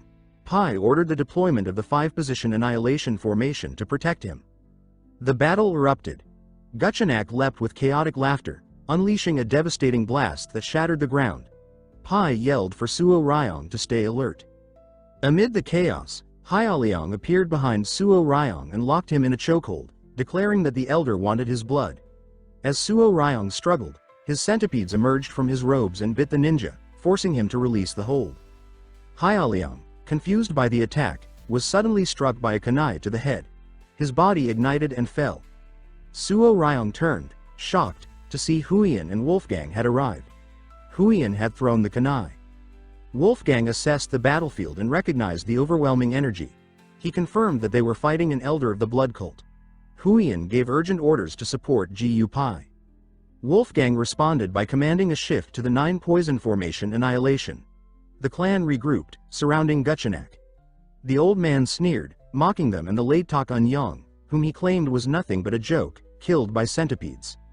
Annoyed, Wolfgang ordered him to shut up. Guchenak welcomed the challenge, his energy intensifying. Flames lit up the rain as the battle escalated. A clan member collapsed, wounded. Suo Ryong rushed to bandage him, urging him to endure. But they were losing. Guchenak grabbed a warrior, draining his blood and growing stronger. He struck Huiyan, sending her crashing into a tree. Suo Ryong rushed to her. Though she claimed she was fine, blood trickled from her lips. She gripped his hand and asked him to return to the clan for reinforcements, admitting they couldn't defeat Guchenak alone. Suo Ryong hesitated, torn, but she hugged him with teary eyes and encouraged him. She believed in him. She said next time, they'd search for poisonous creatures together again. Torn and heartbroken, Suo Ryong finally agreed. As she ran back into the fray, he stood motionless in the rain, then turned with a heavy heart and disappeared into the storm, determined to return. Suo Ryong sprinted through the downpour, lungs burning, limbs heavy. He stumbled and hit the ground hard, triggering a flurry of centipedes to crawl from beneath his robes. The tiny creatures surrounded him, urging him on with their presence. Gritting his teeth, he patted one gently and muttered that he'd be all right. Even with his mobility arts at full force, reaching the clan would take half a day, too long. Worse, most of the Tang experts were absent. Reinforcements wouldn't arrive in time. He sat in the mud, rain soaking through, and questioned why they had even sent him. Deep down, he knew the truth. They wanted to save at least him. The word, family, echoed in his mind. He remembered the patriarch's smile, how everyone welcomed him, yet he had always hesitated. He had never fully accepted that he belonged. That realization stung. Memories of Huiyan and the others smiling, reaching out to him, flooded his thoughts. Maybe they had already seen him as family, even if he hadn't seen it himself. He looked at the centipedes, loyal, affectionate, and absurdly warm-hearted for the offspring of a poison cultivator. He smiled and stood, eyes shining. It was time to save them. The centipedes chirped adorably in approval. He ran with renewed purpose. Poisonous creatures, snakes, frogs, toxic plants, surrounded the forest. He needed a plan. Soon he halted before a snake nest teeming with venomous serpents, their eyes glinting in the dim light. One centipede on his shoulder hissed in outrage, but Suo Ryong calmed it, promising he'd be fine. He gently set the centipedes down. One dozed off, the others whimpered. Without hesitation, he charged into the nest. Dozens of snakes lunged, coiling and biting his arms and legs. The pain was sharp. Blood ran down his skin, but he welcomed it. These weren't ordinary snakes.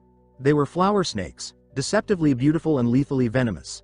Their venom exceeded even the black mambas, but Suo Ryong trusted the Tang clan's internal energy control to help him endure. He gritted his teeth and urged the snakes to keep biting. Sweat drenched his brow as his body trembled. His centipedes peeked in, worried. He reassured them, though his body was riddled with punctures. When he turned to leave, he found he couldn't move. His legs were tightly coiled by the snakes. Panic flickered across his face. Then, unexpectedly, the centipedes sprang into action, landing on his head and shoulders. One roared. A tiny, furious sound. The snakes hissed back. The small centipede leapt down, bit one snake, and slammed it to the ground with surprising strength. Suo Ryong watched, stunned, as it launched into battle, defeating snake after snake. Once the threat was cleared, it climbed back onto his head and dozed off contentedly. Suo Ryong smiled, grateful. He patted the brave little creature. Then, steeling himself, he turned toward the battle. Back at the fight, Huiyan was exhausted but unrelenting. Clan members lay scattered, fallen. Ji Yushanak, leeching blood from another warrior, stood reinvigorated. Foam spilled from his victim's lips as the elder drained the last of his life. Huiyan knew they were nearing the end. She barked orders to keep distance and signaled for reinforcements. The rain had started to ease. One elder urged her to retreat, to preserve herself. She refused. The clan men argued. She was a direct descendant of the Tang clan. Leaving would dishonor them all. They couldn't protect her and face the patriarch with that shame. Ji Yushanak remained silent, arms crossed, watching. Finally, he spoke, amused by their loyalty. He warned that if she fled, he'd burn the Tang clan to the ground. They were merely his entertainment, and his show wasn't over. The elder beside Huiyan clenched his fists in frustration. Huiyan responded by drawing her whip. If this was the end, she'd make sure Ji Yushanak left with at least one less arm. Her comrades echoed her resolve. Ji Yushanak smiled, thrilled by their defiance. Then, from the shadows, a voice cut through the tension. It echoed Huiyan's words, that no one from the Tang clan left their own behind. Everyone turned. Huiyan's jaw dropped. Her eyes widened. Suo Ryong had returned. With unwavering confidence, Suo Ryong stepped forward, drawing every eye. The elder stood speechless, and Wei En's heart twisted with worry. She didn't understand why he had come back. Suo Ryong removed the centipedes from his body, whispering for them to wait. He declared that the Tang clan never abandoned its own, stripped off his shirt, and with eyes blazing, affirmed that he was one of them. Then, he charged at Ji Yushanak. The cult elder grinned with delight, amused that the boy had returned willingly. Wei En shouted in panic, pleading for Suo Ryong to stop. But it was too late. Ji Yushanak caught him mid-attack, one hand clamped around his neck. The elder's eyes lit up. Suo Ryong had gifted him fresh blood. He reached for Suo Ryong's abdomen, but the boy deflected the strike. Ji Yushanak merely laughed, mocking him. Blood flowed through arms too, he said, and began draining Suo Ryong through his forearm. Suo Ryong grimaced, pain tearing through him. Pai and Wei En panicked, sprinting forward. Ji Yushanak savored every drop, reveling in the essence of youth. Just as the others neared, he stomped the ground and unleashed blood-filled wave. The blast shattered the terrain, hurling them back. Wei En barely managed to catch Suo Ryong as he collapsed unconscious. Ji Yushanak now pulsed with power. He sneered, calling their previous resistance nothing more than an irritation. But then, as he turned his attention back to Suo Ryong, something changed. Suo Ryong stirred, coughing. Wei En, shocked, watched as he slowly opened his eyes. Gu Shanak's triumph turned to confusion. His hair fell out in clumps, skin sagging, body trembling. He demanded to know what Suo Ryong had done. The elder's strength began to vanish. An energy-dissipating poison had taken root. He screamed. This was impossible. His blood arts should have made him immune. He clawed at his face, losing control. Suo Ryong, now sitting up weakly, pointed at him and said he was his natural enemy. Wei and exhaled in relief. Gu Shanak staggered, realizing Suo Ryong's blood had turned against him. His body no longer obeyed. Rage consumed him. He shouted that the domination of the blood cult was within reach. He couldn't fall now. He lunged at Suo Ryong with wild eyes. Wei An reacted instantly, her whip snapping out and wrapping around his neck. Gu Shanak shrieked in pain. He hadn't even dodged it. He clawed at the whip, furious that a ghostly monster like him had been caught off guard.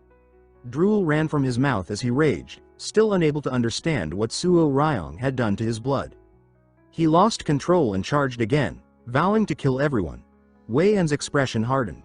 She shouted for him to shut up, and with one final flick of her whip, she tore off his head. His body dropped. The head landed near Pai, who stared at it before breaking into a smile. Gu Shanak was dead. An elder rushed to Suo Ryong and Wei An to check on them. The others erupted into cheers. The blood cult's shadow had been lifted. Wei An turned to Suo Ryong, stunned, asking what he had done. Suo Ryong, struggling to stay upright, called her, "Big sis." She blushed. He smiled weakly, dark circles under his eyes, and said he needed to be bitten by a tiger-striped water snake again. Wei An panicked, confused by his words. His face had gone pale. She recalled that those snakes weren't venomous, or so they thought, and ordered someone to fetch an antidote immediately. Hours later, Suo Ryong awoke drooling in bed, dazed. He looked around, confused. The great patriarch leaned over him and told him not to move yet. Wei An was by his side, visibly relieved. Suo Ryong, lying stiff and face down, asked what was happening. The patriarch channeled energy into his back. Wei An smiled softly, telling him he had been unconscious for 10 days. Suo Ryong's jaw dropped. She said that thanks to him, she had been able to kill that bastard. After dragging his unconscious body back, they found the poison was severe. If the patriarch hadn't returned early, it would have been too late. Suo Ryong swallowed hard. In his past life, he'd nearly died from a snake bite, twice. He was lucky to be alive now. The treatment concluded, and with Wei An's help, Suo Ryong sat up. He thanked the patriarch sincerely. The elder then looked him over and asked a serious question. Did the tiger-striped water snake really have venom? And how had he brought down the blood cult elder? Wei An tried to calm her grandfather, but Suo Ryong answered. Holding his head, he raised 2 fingers and explained calmly. Tiger-striped water snakes had 2 types of venom.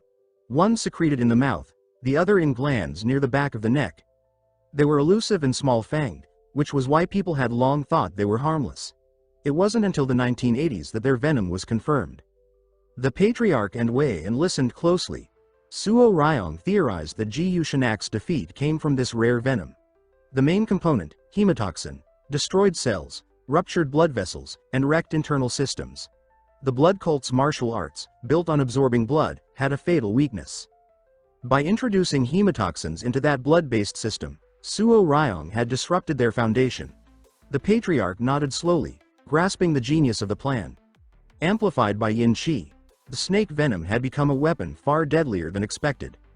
Suo Ryong leaned back, exhausted but satisfied. His gamble had worked. The great patriarch's eyes widened, sweat forming on his brow as he processed Suo Ryong's explanation. The realization that such a potent venomous creature existed near Sichuan shocked him.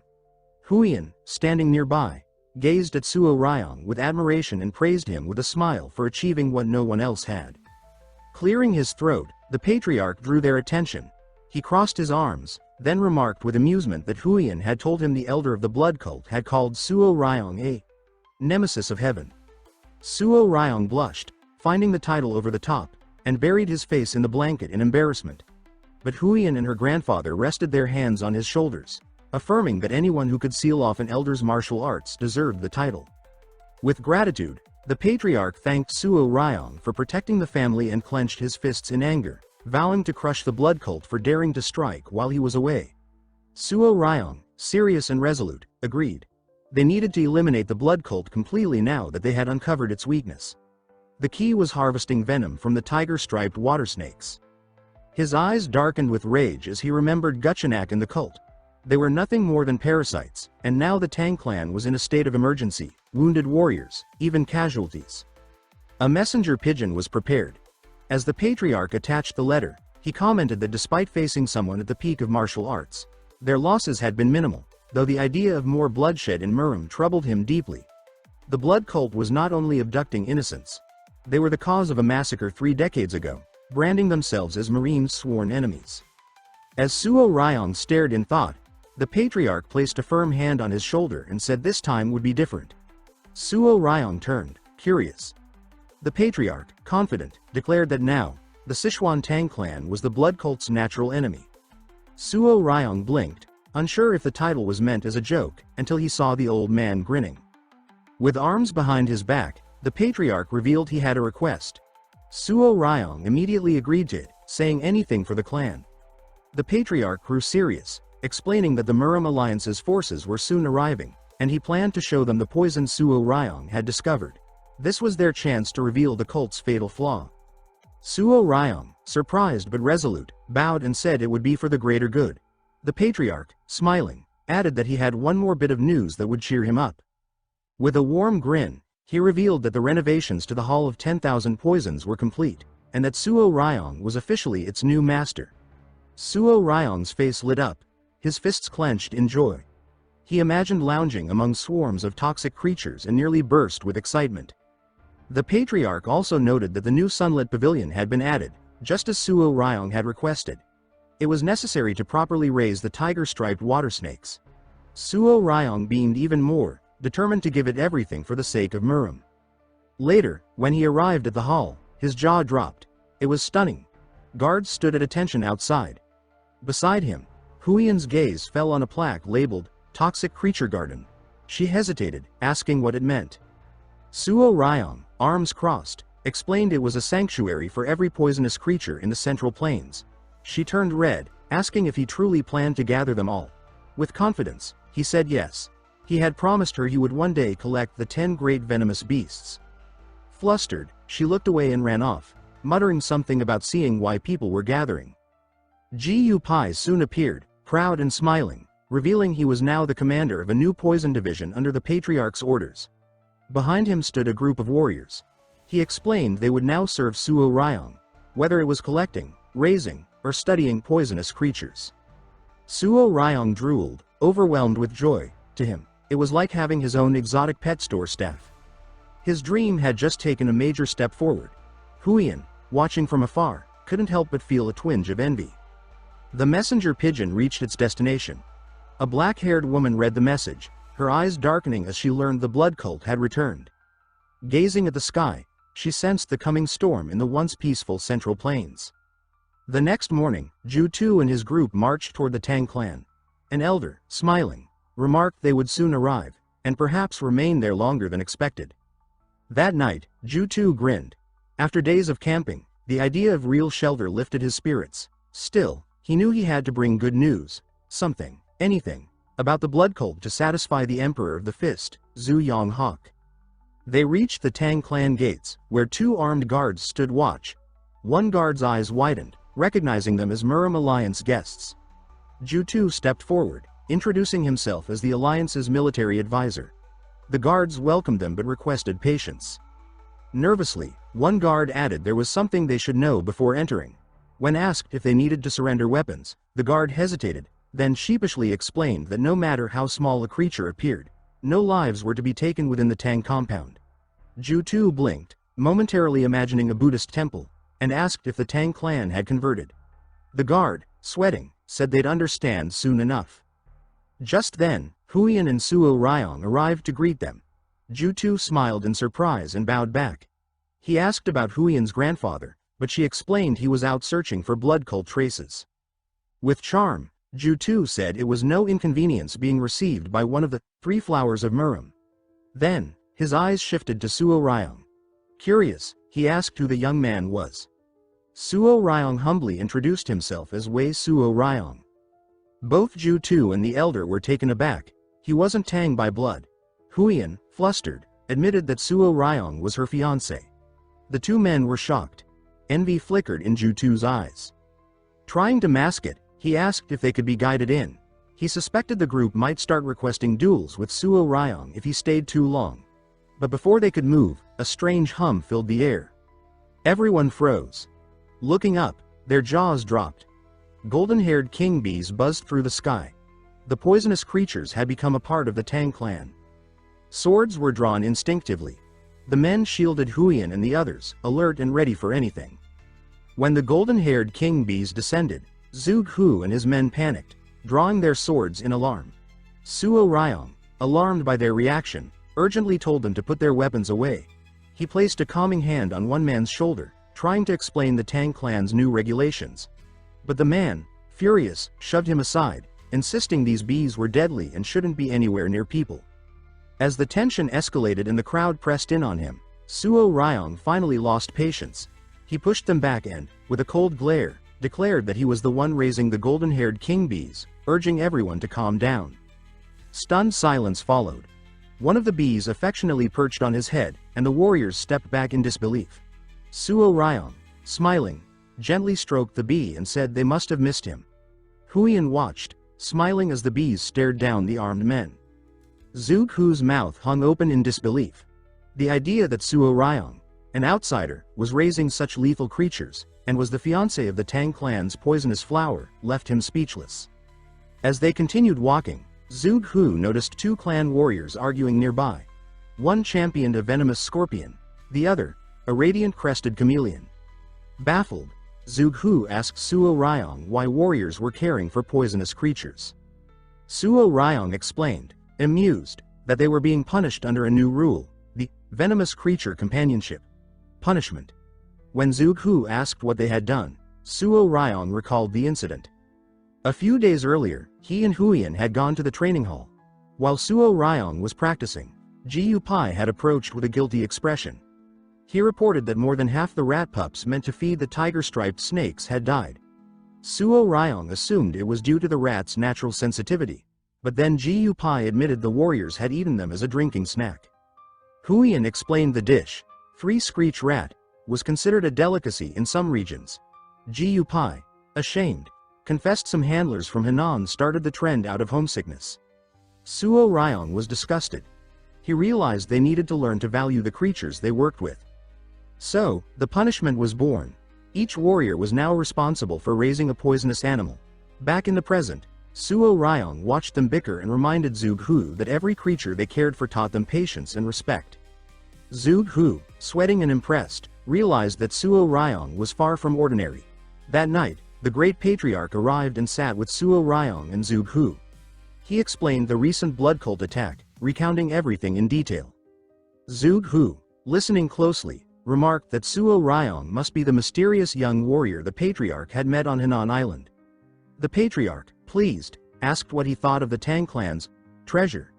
Zhuge Hu praised Suo Ryong and the bees, calling them astonishing. Though flattered, Suo Ryong fidgeted nervously.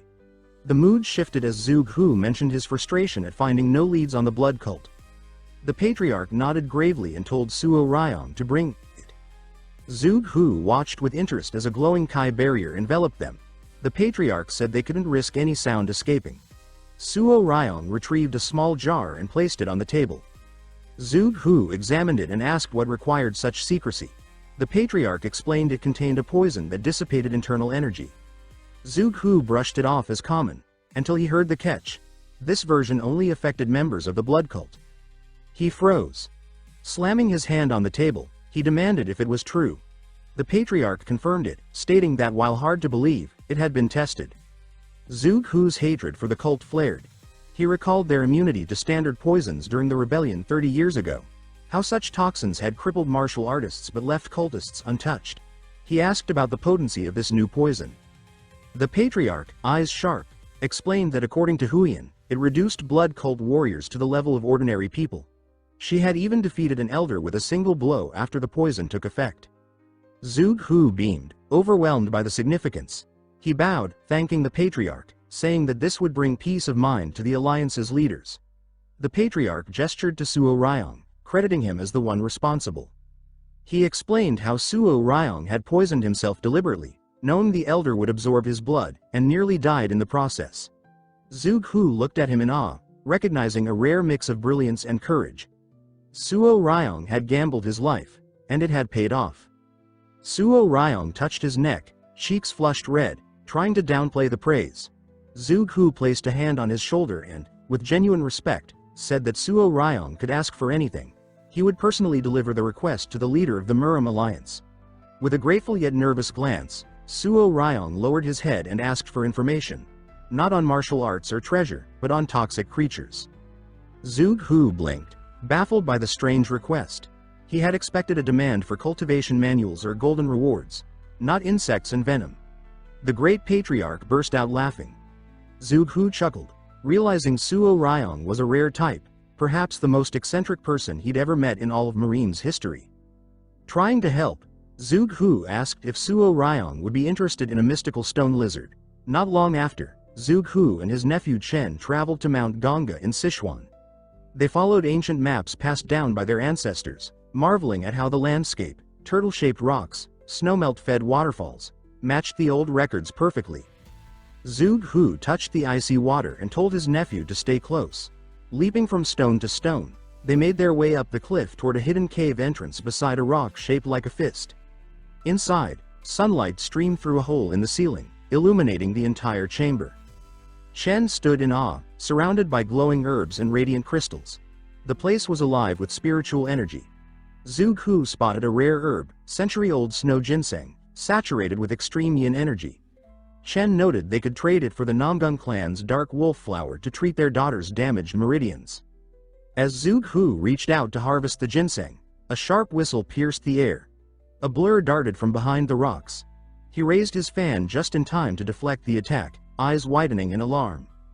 The attacker was fast, too fast. The creature bounced off walls with erratic energy. Chen called out in concern while Zhuge Hu braced himself, realizing he was being hunted. A second attack came from behind, but again, he managed to block it, though the tip of his fan froze on impact. He stared at the frost on his weapon, confused. Chen, watching wide-eyed, asked what they were facing. Zhuge Hu quietly answered, "A lizard." A blue, cold-blooded lizard with eyes glowing with hostile Kai emerged from the shadows. Later, Zhuge Hu shared the story with Suo Ryong, whose jaw dropped in amazement. A blue lizard with frozen Kai was practically mythical. The great patriarch, intrigued, asked if such a creature was even poisonous. Suo Ryong's eyes gleamed as he claimed its Kai was poisonous, even if the creature wasn't. Neither Zhuge Hu nor the patriarch fully understood, but they accepted it. Zhuge Hu, chuckling nervously, remarked once more that Suo Ryong was definitely unlike anyone else. That night, under the stars, Zhuge Hu promised that if he ever learned more about rare toxic creatures, Suo Ryong would be the first to know.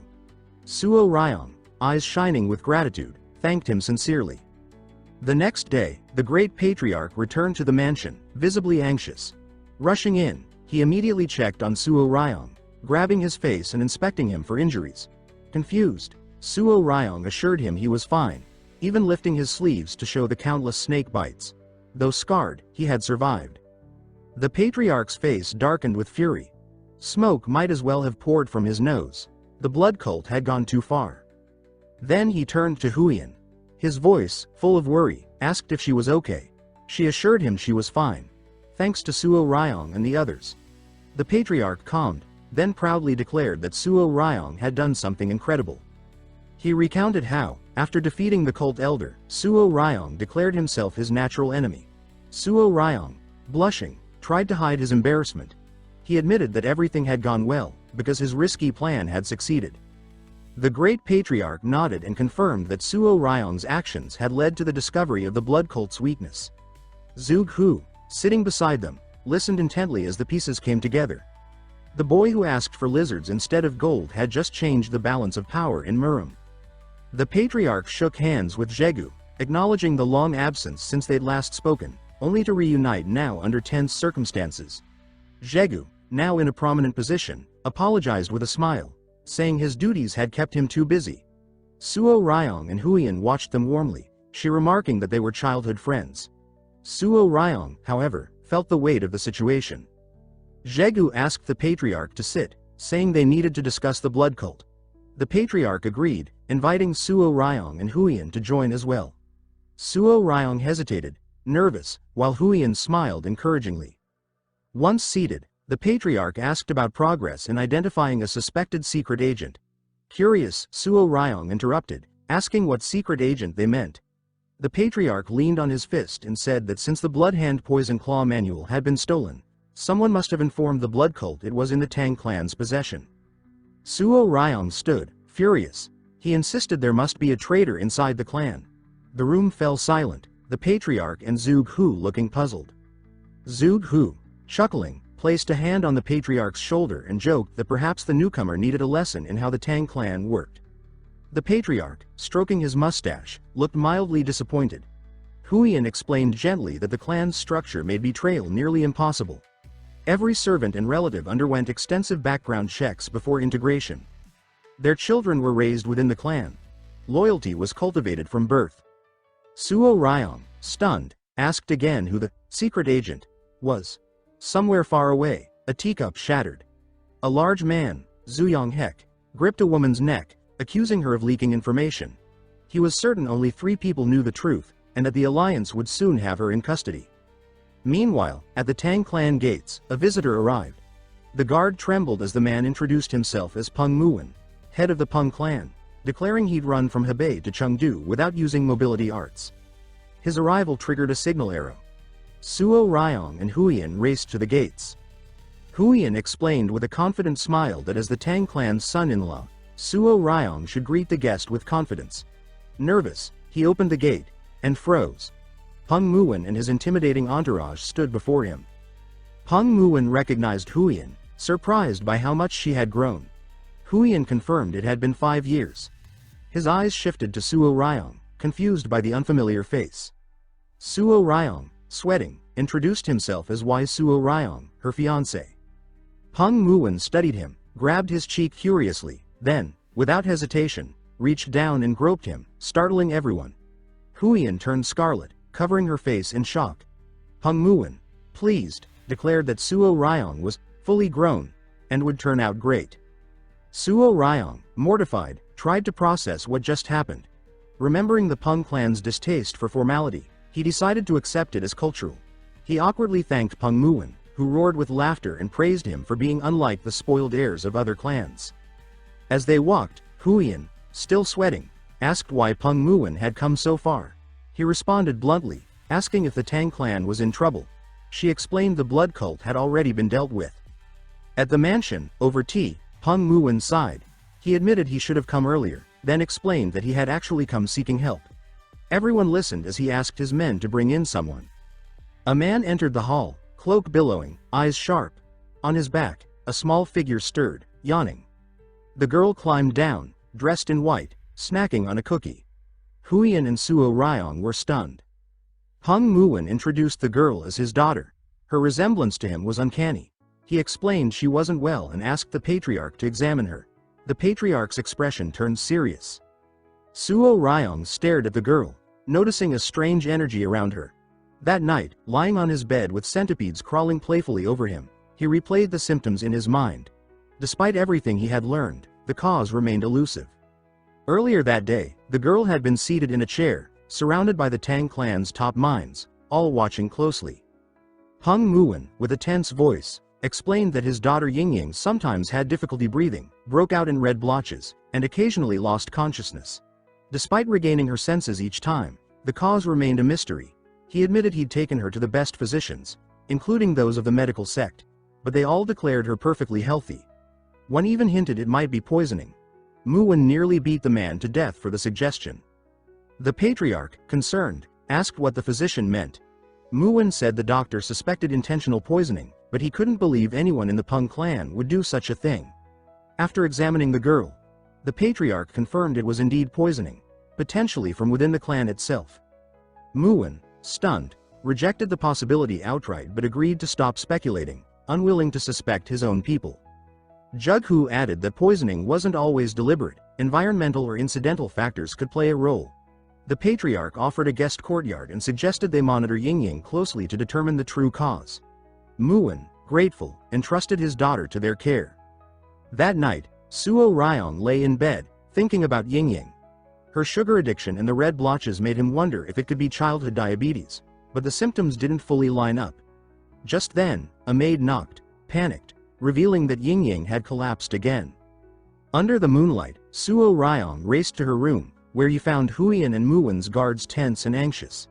The girl was unconscious, her face flushed, breathing labored. The patriarch concluded that this second collapse ruled out internal sabotage by the Peng clan. Stricken with guilt, Peng Muin punched himself in the face, sending a tooth flying. His men, ashamed for failing to protect the girl, began slapping themselves too. The patriarch tried to calm them, but more teeth flew. Suo Ryong, stunned, shouted for everyone to stop. The room froze as all eyes turned to him. With a calm voice, he said there was a way to prove no one was at fault and find the cause.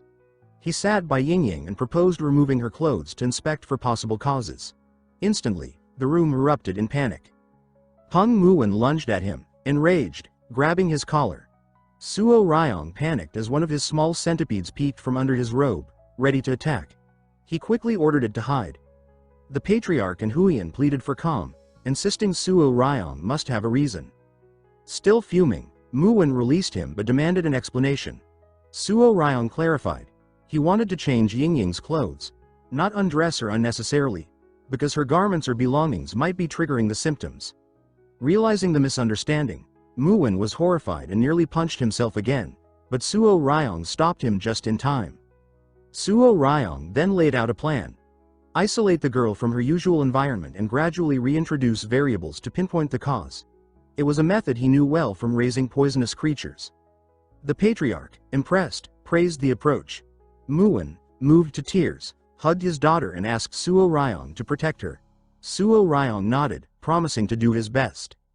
The next morning, Ying woke up, and immediately started crying. Suo Ryong froze, overwhelmed. With Huiyan and her mother out gathering supplies, he was left alone with the inconsolable child. He asked if she was hungry or tired. She cried harder. He knelt beside her, gently asking if she missed her father. She pouted and said she wanted sweets. Suo Ryong, stunned, realized the entire outburst had nothing to do with separation or fear. It was all about candy. As her sobs intensified and she declared all her sweets were gone, Suo Ryong sat there helpless, realizing that, despite his experience raising venomous creatures, managing a single child might be his toughest challenge yet. Suo Ryong recalled how, during a clothing change, Hoying had revealed an absurd number of hidden pockets, each one packed with sweets. He'd been amused, then gently asked her to calm down, explaining that she had just woken up after collapsing and shouldn't eat sweets yet. Instead, he suggested rice porridge and promised that later, he'd make sweets just for her. She immediately stopped crying and asked, wide-eyed, if he truly meant it. He held up one finger and said that if Lady Peng finished her porridge and behaved, she'd get candied fruit skewers. The girl lit up, then closed her eyes and promised with a soft smile that a Peng always kept their word. If she broke hers, he could hit her in the face. Suo Ryong lowered his head, silently baffled by what kind of education the Peng clan gave their kids. The sun was high and the sky cloudless. Somewhere in the manor, Peng Muin crouched among the bushes, anxiety sharp in his eyes. Ying passed by with Hoying, who was playing with a bee. Muin watched, misty-eyed, unable to approach his daughter because of the no-contact rule with the Peng clan. Suo Ryong spotted him and, covering his mouth, asked what he was doing there. Muin jolted at the sound, yanked Suo Ryong into the bushes, and urgently asked how Ying was doing. Sitting up, Suo Ryong said she was eating well and behaving. Muin's mouth fell open in disbelief. Suo Ryong added that she'd even devoured a whole plate of fried pork, on her own. Muin stared, shocked. Just then, Hoying approached, clad in red. She politely greeted the patriarch, who thanked her for caring for his daughter. She calmly said that Ying had been asking where older brother Suo Ryong had gone. Muin's face twisted in fury while Suo Ryong looked puzzled. Muin's anger surged. He hadn't even spoken properly with his daughter, yet this boy was suddenly older brother. Suo Ryong's jaw dropped in panic. Muin demanded to know when this started, but Suo Ryong didn't answer. He bolted. Muin clutched his head, descending into frustrated madness. Hoying turned to So Yang, cheerfully asking if he was headed to the training grounds again. He replied that after playing with the golden-haired king bees, Ying Ying had become more obedient. Then he took off running, reflecting that the bees seemed to like her too. At the training grounds, Ying Ying was hugging a bee when So Yang arrived. She smiled brightly at him.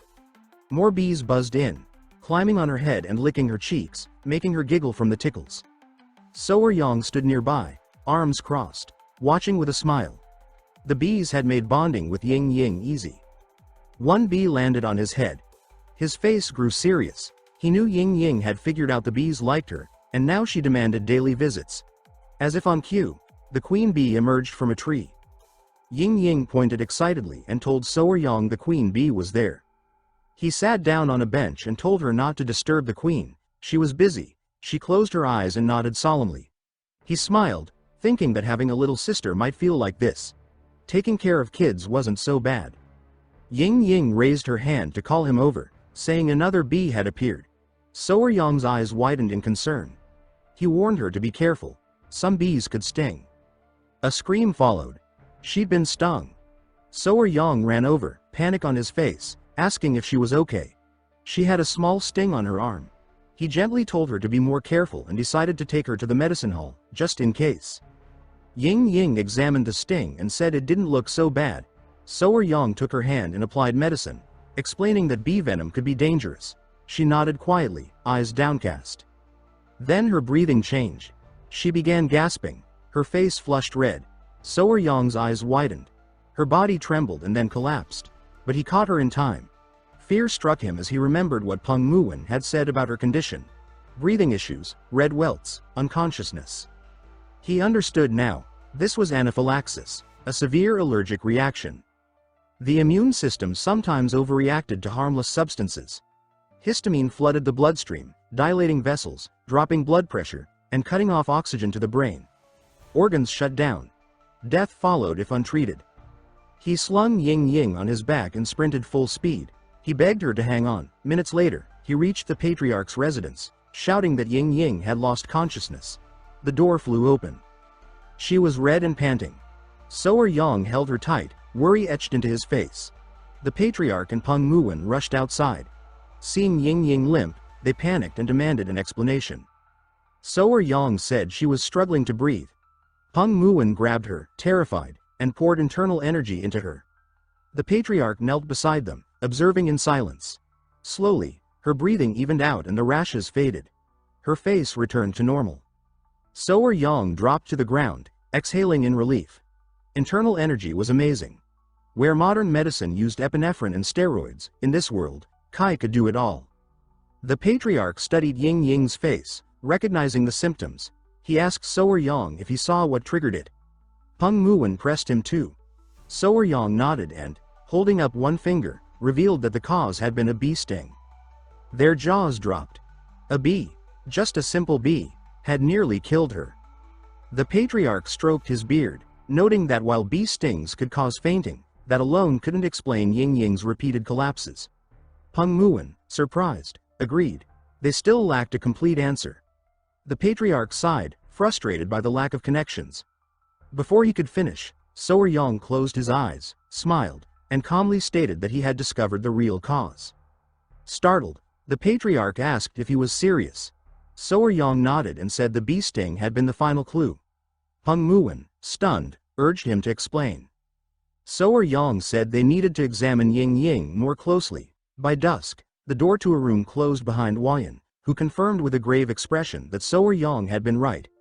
The skin eruptions had made it hard to see, but under them were old and new marks, clear signs. Inside, So Yang stood with a bump on his head, next to the patriarch and Peng Muwen. The patriarch, arms crossed, started to smile. Peng Muwen's eyes lit up in hope. The matriarch entered and firmly told them to be quiet. Ying Ying was still unconscious. Everyone nodded. Peng Muwen, thoughtful, admitted that additional marks had been discovered, confirming So Yang's suspicion. So Yang, still rubbing his bruised head, silently studied him. Then Peng Muwen asked, confused and heavy-hearted, why his daughter had been fainting so often. So Yang answered with confidence. It was due to bee venom poisoning. Peng Muwen frowned. recalling that the patriarch had already dismissed that theory. He pointed out that no bee stings had been found, and their courtyard was stone. Not a single flower in sight. No reason for bees to be there. Soer Yang paused, eyes shut, stroking his chin. He acknowledged that a typical bee sting would have been noticed. But the symptoms were a perfect match for anaphylaxis from bee venom. Slowly, his eyes opened, gleaming with certainty. His mind, like a vast library of poisonous creatures, scanned for answers. He needed to identify something else that carried similar venom, something containing melatonin or peptides that caused swelling and difficulty breathing. He imagined the forests of Hebei, temperate, wild. Names and images appeared. White-lipped pit viper, Chinese cobra, scorpions, red ants. He discarded the snakes and scorpions. Then his focus shifted. He pictured Ying Ying eating sweets. She always had sweets. He remembered her hidden pockets stuffed with them. His eyes widened. That was it. He grinned. This was the answer. He said with certainty that it was still bee venom, and asked them to trust him. Huayan looked confused. Peng Muwen grew angry again, insisting there were no bees in the manor. Soer Yang turned to him and, with calm authority, explained that venom affected people differently. For some, the tiniest amount could be fatal. The patriarch agreed, noting that even the same toxin could act wildly different from one person to another. Soer Yang spread his hands, reminding them of Ying Ying's extreme sensitivity. Everyone listened now. He tapped his temple and said one fact was clear. Ying Ying was dangerously vulnerable to bee venom. And if no bees were in the manor, there could only be one explanation. Peng Muwen stared at him, sweating. Somewhere nearby, the queen bee lay quietly beside another bee. Soer Yang finally said the culprit was, indeed, a bee. Or more accurately, a very special kind. Hours passed. Night had fallen. Soer Yang crouched beside a rock formation, eyes sharp. Huayan stood nearby, holding a fire lamp. Behind them were the patriarchs, watching silently. The patriarch looked puzzled, while Peng Muwen asked if he was sure they were in the right place. Soer Yang replied confidently that this was it and asked Huayan to shine the light closer. She stepped forward, eyes curious. Soer Yang placed a piece of candy on the ground. Moments later, tiny ants emerged, drawn to the sugar. One ant began devouring another. Soer Yang, using chopsticks, plucked it up and declared this was the culprit. Everyone stared. Peng Muwen and the patriarch were stunned. It was just an ant. But Soer Yang urged them to look closer, explaining that this insect was a close relative of the bee. Confused, Peng Muwen leaned in. Seconds later, the patriarch's eyes widened in fear. The ant was furious, its body twitching, and clearly, it had a massive stinger. The patriarch finally understood. The resemblance to bees wasn't just genetic, it was functional. The ant had venom, and it could sting.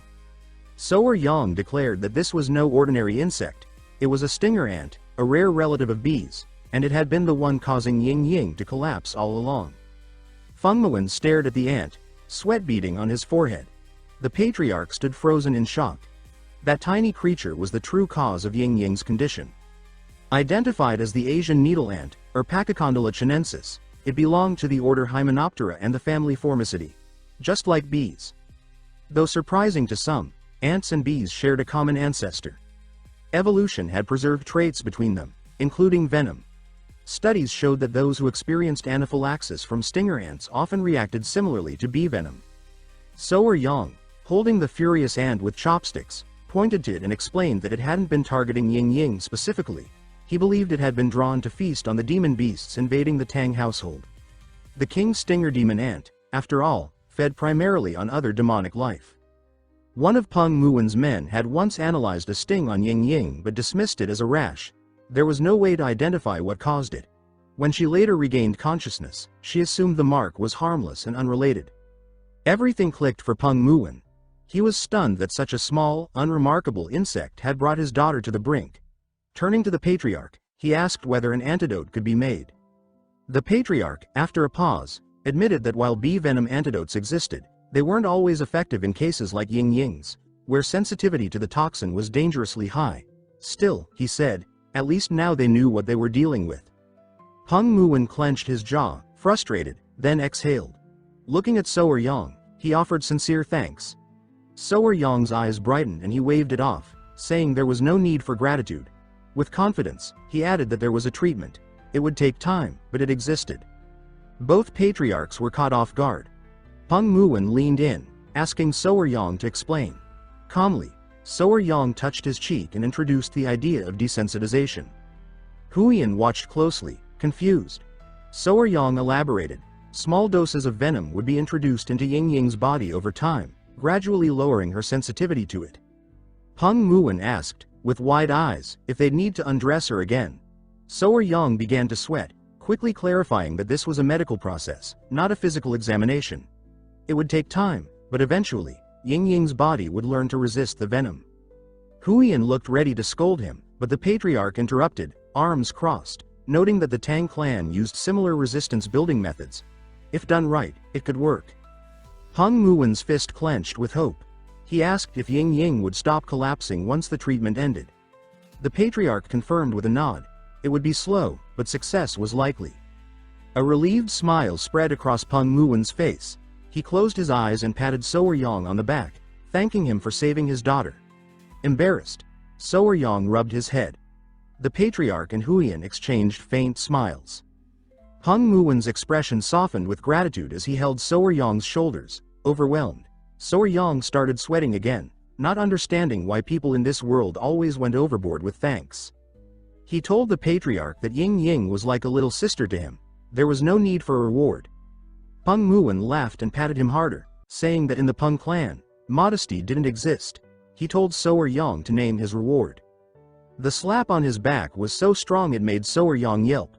Realizing he had to answer fast or suffer worse, his eyes lit up. With a hopeful smile, he asked if Peng Muwen would join him on a mountain tour. Surprised, Peng Muwen agreed. The next day, Peng Muwen, So Yang, Jiu Pai, and Huiyan traveled to Maoganga in Sichuan province. They stopped near a massive waterfall. Everyone stared, captivated by the sight. Peng Muwen commented that it was a magnificent mountain. So Yang laughed, saying there was even a cliff of legend nearby. Huiyan stepped forward, her eyes fixed on the cascade. She said that according to the general's notes, this should be the place. So Yang agreed, though he was unsure how they'd reach the cave hidden behind the falls. Peng Muwen turned, an idea sparking in his eyes. He recalled So Yang saying he was new to mobility arts and didn't know wave-stepping swallow flight. So Yang asked what that was. Peng Muwen grinned, then frowned, realizing words wouldn't do. He grabbed So Yang by the shirt and hoisted him up.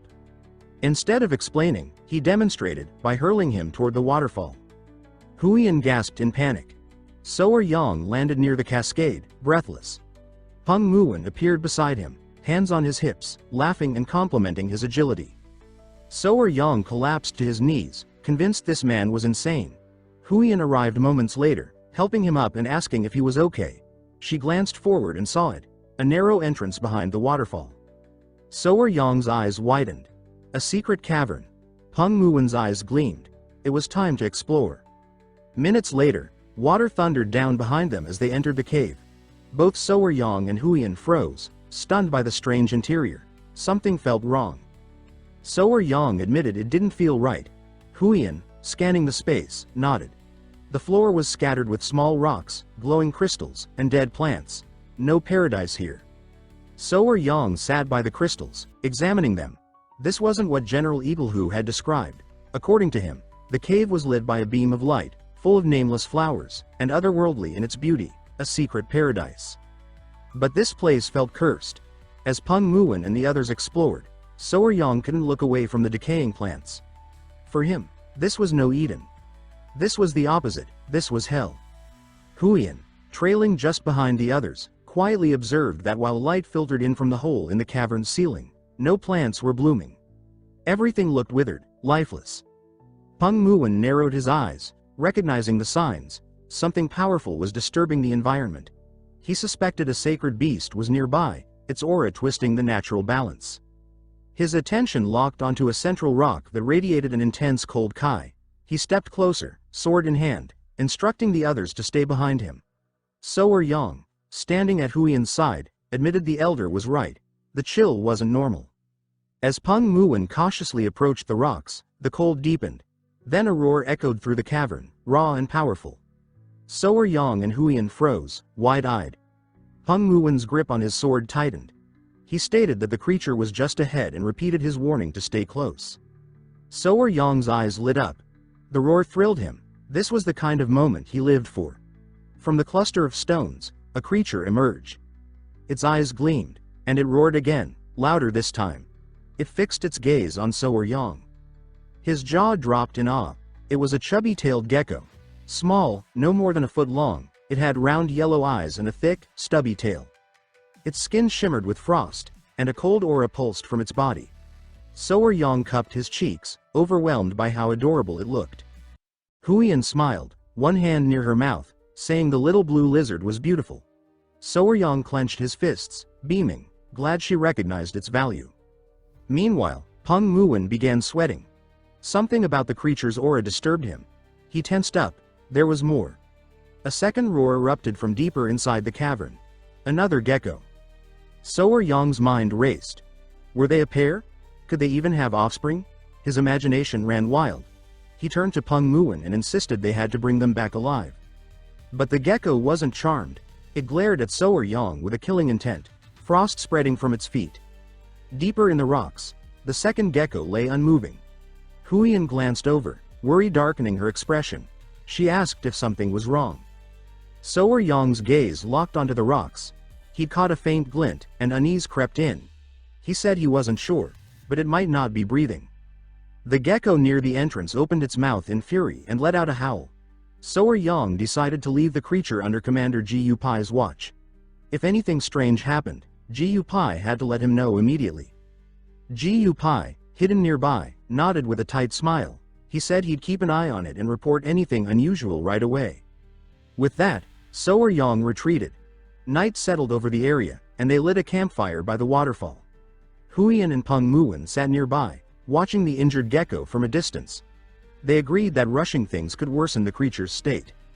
Huiyan, crouched by the fire, called gently for the gecko, whom she now called Arboy, to come eat. Her tone was warm, like someone calling a pet. So Yang closed his eyes, imagining Huiyan as his wife, cooking for him. The thought made him blush. They began preparing food by the fire. Peng Muwen sat on a log, asking if anything had changed. So Yang, seated beside Huiyan, said the gecko hadn't moved once. Peng Muwen confirmed that during his earlier check, the creature was still. He questioned whether any living thing could go that long without eating. So Yang stared into the flames, thinking. Fat-tailed geckos could survive long stretches without food, especially when stressed. They stored energy in their tails. Still, it had been a while.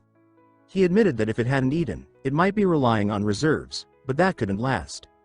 Eventually, he said they needed to check the injured gecko.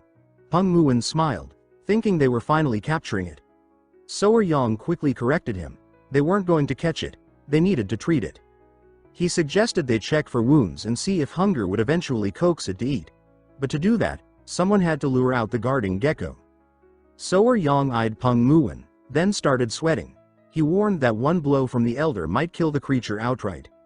With a forced smile, he said if Peng Muwen smacked the gecko, it'd be like smashing that mysterious stone that once repelled General Jekyll. It would drop dead on the spot. Peng Muwen burst out laughing, agreeing. He slapped So Yang hard on the back, saying it made sense that a scholar like him had been outclassed by a dumb rock. He joked that if he hit the gecko, it would probably explode. With a serious look, Peng Muwen asked if the plan was to subdue the gecko gently. So Yang, raising a single finger, confirmed that was the best approach. Using a stick, he began sketching a rough strategy into the dirt. Peng Muwen would lure out the healthy gecko, drawing its attention away, while he and Huiyan would slip past and examine the one that appeared injured. Huiyan tossed some rocks down to demonstrate how the poison division could block the return path, ensuring So Yang stayed safe. Peng Muwen nodded, agreeing this was the smartest route. Then, with a smile, Peng Muwen asked if there was anything else he needed to watch for. So Yang warned him to be careful not to let the gecko reach the cavern wall. It could climb and flank him. Peng Muwen's eyes lit up with excitement. Slapping a fist to his chest, he announced his readiness and charged off toward the cave. So Yang winced, asking him to slow down, but the sight brought a smile to both his and Huiyan's faces. He cupped his hands around his mouth and signaled Peng Muwen to begin. The elder's face split into a grin. He drew his sword, infusing it with mana. His men did the same and moved in toward the rocks. Sensing the threat, the gecko's eyes gleamed with rage, and it unleashed a fierce roar. It lunged, tail whipping, but Peng Muwen met the strike with his blade. The impact shook the air, and he smiled in disbelief. This little lizard packed the power of a first-rate warrior. The gecko retreated, then rushed forward again. Peng Muwen pivoted, deflecting it with a clean swing. The creature hesitated, confused. Seizing the opportunity, Peng Muwen commanded his men to move. In a flash, they surrounded the gecko. Trapped, it roared in fury. Soer Yang flinched at the sound, but Huiyan steadied him, whispering that now was their chance. The two slipped away and made it to the rocks. Soer Yang's eyes widened. He crouched down and confirmed what he'd feared: the gecko was injured. Huiyan asked how bad it was. He explained that its tail had turned black, necrotized from an incomplete shedding. Its eyes were swollen with pus. Huiyan, curious, asked what came next. Placing a hand on the rock, Soer Yang said they had to treat it immediately, but they had no medicine. With a confident smile, he said they'd have to remove the shedding themselves. Huiyan blinked in disbelief, accusing him of trying to strip everything lately. Soer Yang blushed hard, flustered but determined. He took a cautious step forward, and the gecko stirred. He stretched a hand toward it, gently saying he only wanted to help. To his surprise, the gecko responded. It closed its eyes, seeming to understand. He lifted it, surprised by how cooperative it was, and explained that like snakes, these geckos shed skin, though they often ate the remains, making it hard to detect. Huiyan's eyes widened as he placed the gecko on a flat rock and pulled out his kunai. The old skin was tough, bare hands wouldn't cut it. With careful movements, he began peeling the dead layers. Huiyan gasped at the shimmer beneath. She said it looked like a gem. The first strip came off like a thin glove, smooth and glistening. Soer Yang grinned.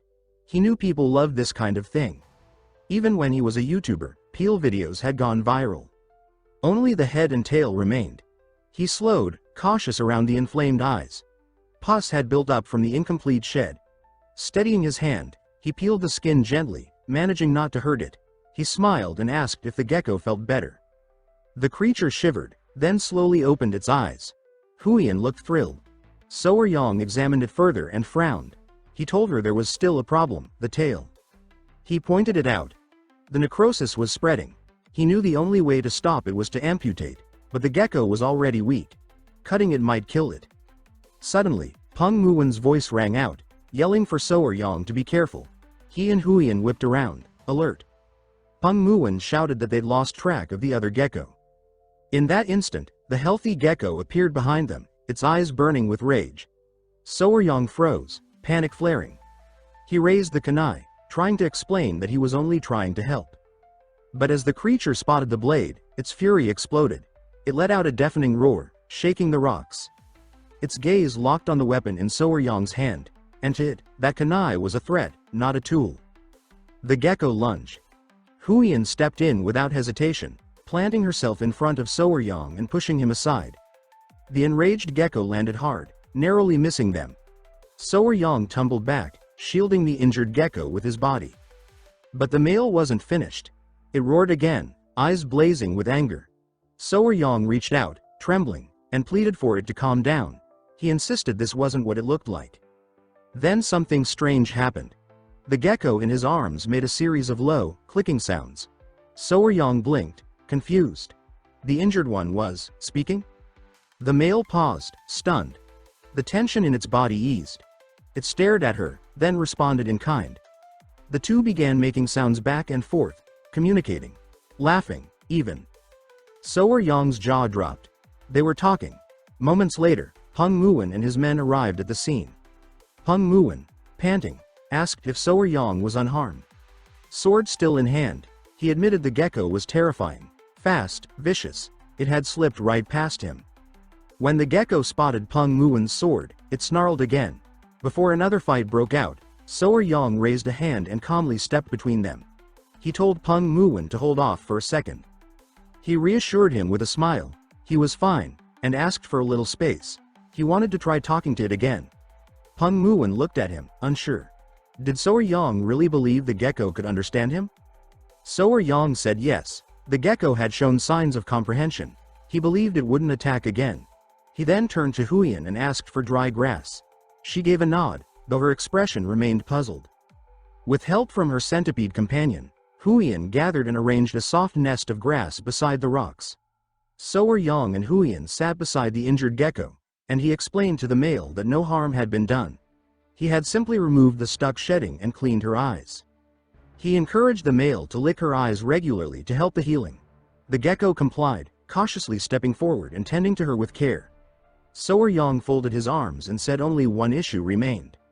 His tone shifted. He touched his temple, gaze fixed on the tail. While her eyes would heal, the tail was another story. Half of it was already rotting. No amount of licking would save it.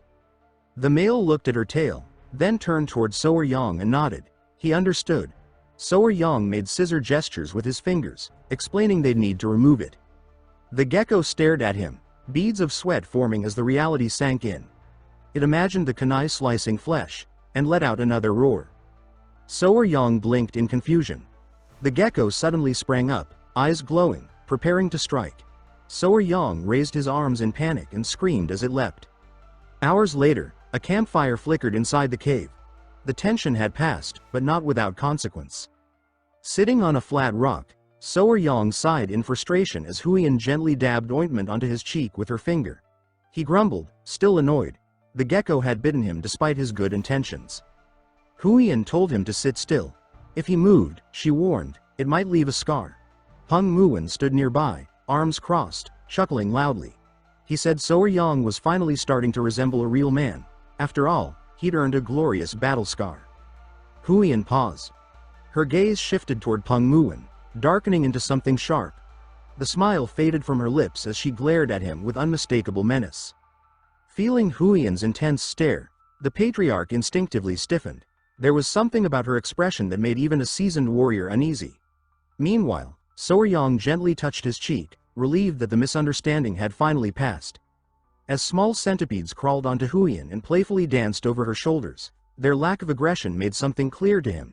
The gecko never intended to hurt anyone. Just then, Guppy emerged beside the gecko, calling for their attention. Soer Yang and Huiyan turned to him as he announced that the creature had something it wanted to communicate. With a hesitant smile, Soer Yang rubbed his face and asked if it was ready. The gecko gave a small nod. Soer Yang rose to his feet, promising to give it his best effort.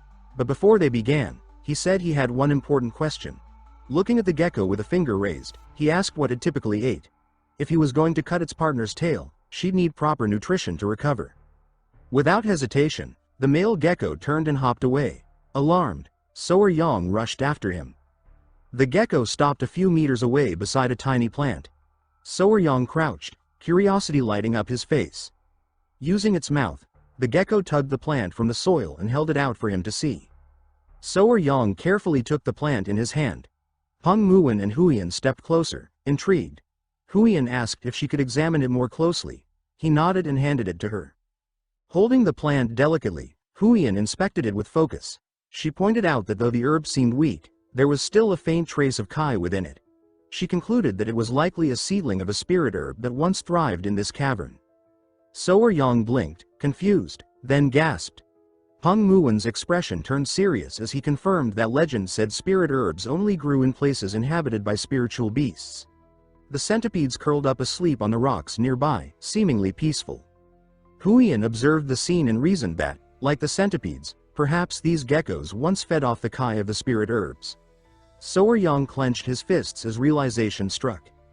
If the spirit herb had been uprooted, they could be in serious trouble. He scrambled to replant it, his hands moving fast, but Peng Muwen stepped forward and gently placed a hand on his shoulder, telling him it was already too late. He explained that once touched by human hands, a spirit herb would no longer grow. The gecko knew this and had unearthed it not as food, but as a message. Soer Yang stood frozen. His imagination spiraled. He pictured Jughu ripping spirit herbs from the earth, the little geckos crying beside their dying food source. Tears welled in his eyes. Humans could be cruel. Peng Muwen turned to Guppy and asked if he knew the name of the spirit herb that had once grown here. After a quiet pause, Guppy replied, "Frost ginseng." Peng Muwen tapped his chin, thinking aloud. If they could find something that produced the same Kai as frost ginseng, maybe they could help the geckos survive. So Yang's eyes lit up at the idea. He asked eagerly if such a thing existed. Peng Muwen smiled and said yes. It was called ice jade, a rare mineral infused with cold kai, much like frost ginseng. But he warned that it wasn't something easily acquired, not even with wealth. While the group mulled over the challenge, Huiyan suddenly stepped forward, catching everyone's attention. She declared that she might know someone who possessed ice jade. Her serious tone made both So Yang and Peng Muwen exchange hopeful glances. So Yang walked up to her and asked who it was. Instantly flustered, Huiyan waved her hands and told him to calm down. Sweat gathered on her brow as she hesitated. Seeing her discomfort, both men grew puzzled. Huiyan swallowed hard, tapping her chin, then admitted that maybe it wasn't exactly ice jade, just some other weed. So Yang's jaw dropped, floored by the answer. Peng Muwen only looked more bewildered. Letting out a sigh, Huiyan's expression shifted to something more serious. So Yang's heart skipped as confusion turned into mild panic. Neither he nor Peng Muwen could figure out what she was getting at, and her calm confidence only deepened the mystery. As she gave them a confident smile, So Yang's skin prickled. He wiped his face and sighed in defeat, mentally cursing the situation. He recalled that in some parts of their world, weed was slang for women, and now he feared this was spiraling into something else entirely. Peng Muwen, arms folded, narrowed his gaze and asked bluntly who this weed with the ice jade was. Snapping out of his thoughts, So Yang stared at Huiyan, stunned. Huiyan's expression sharpened. Lifting a finger, she explained that one of the 3 famed flowers of Murim was known as the Flame Queen Peony. Her real name, she said, was Namgung Sol, daughter of the prestigious Namgung clan.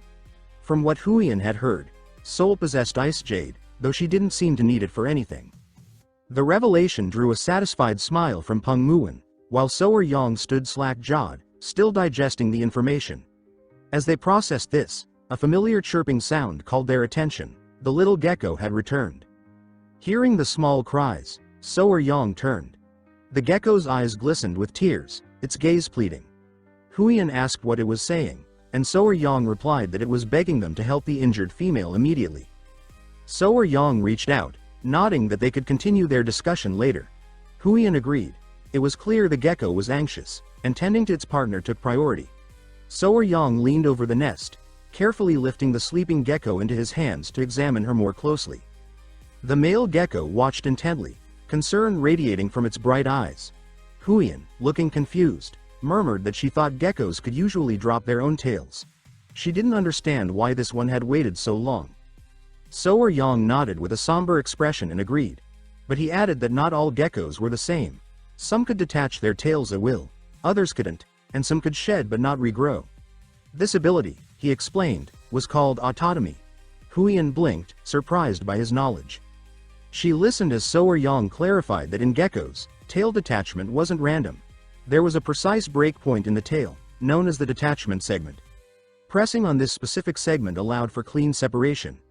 Huiyan was visibly shocked. She admitted she didn't know much about geckos, especially since they weren't poisonous. She confessed she had no idea So Yang knew this much, and quietly said it was amazing. The gecko remained asleep in his hands as So Yang examined the tail more closely.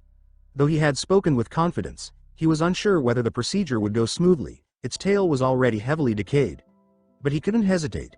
He took a breath, and with a flicker of determination in his eyes, reminded himself that he was made of spicy fabric. He had to try.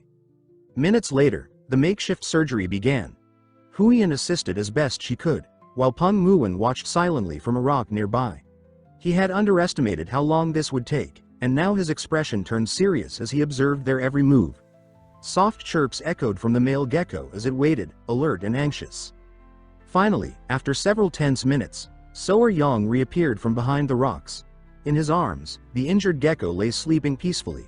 The surgery was done. Lord Peng Muwen, glancing toward the gecko, asked what had happened.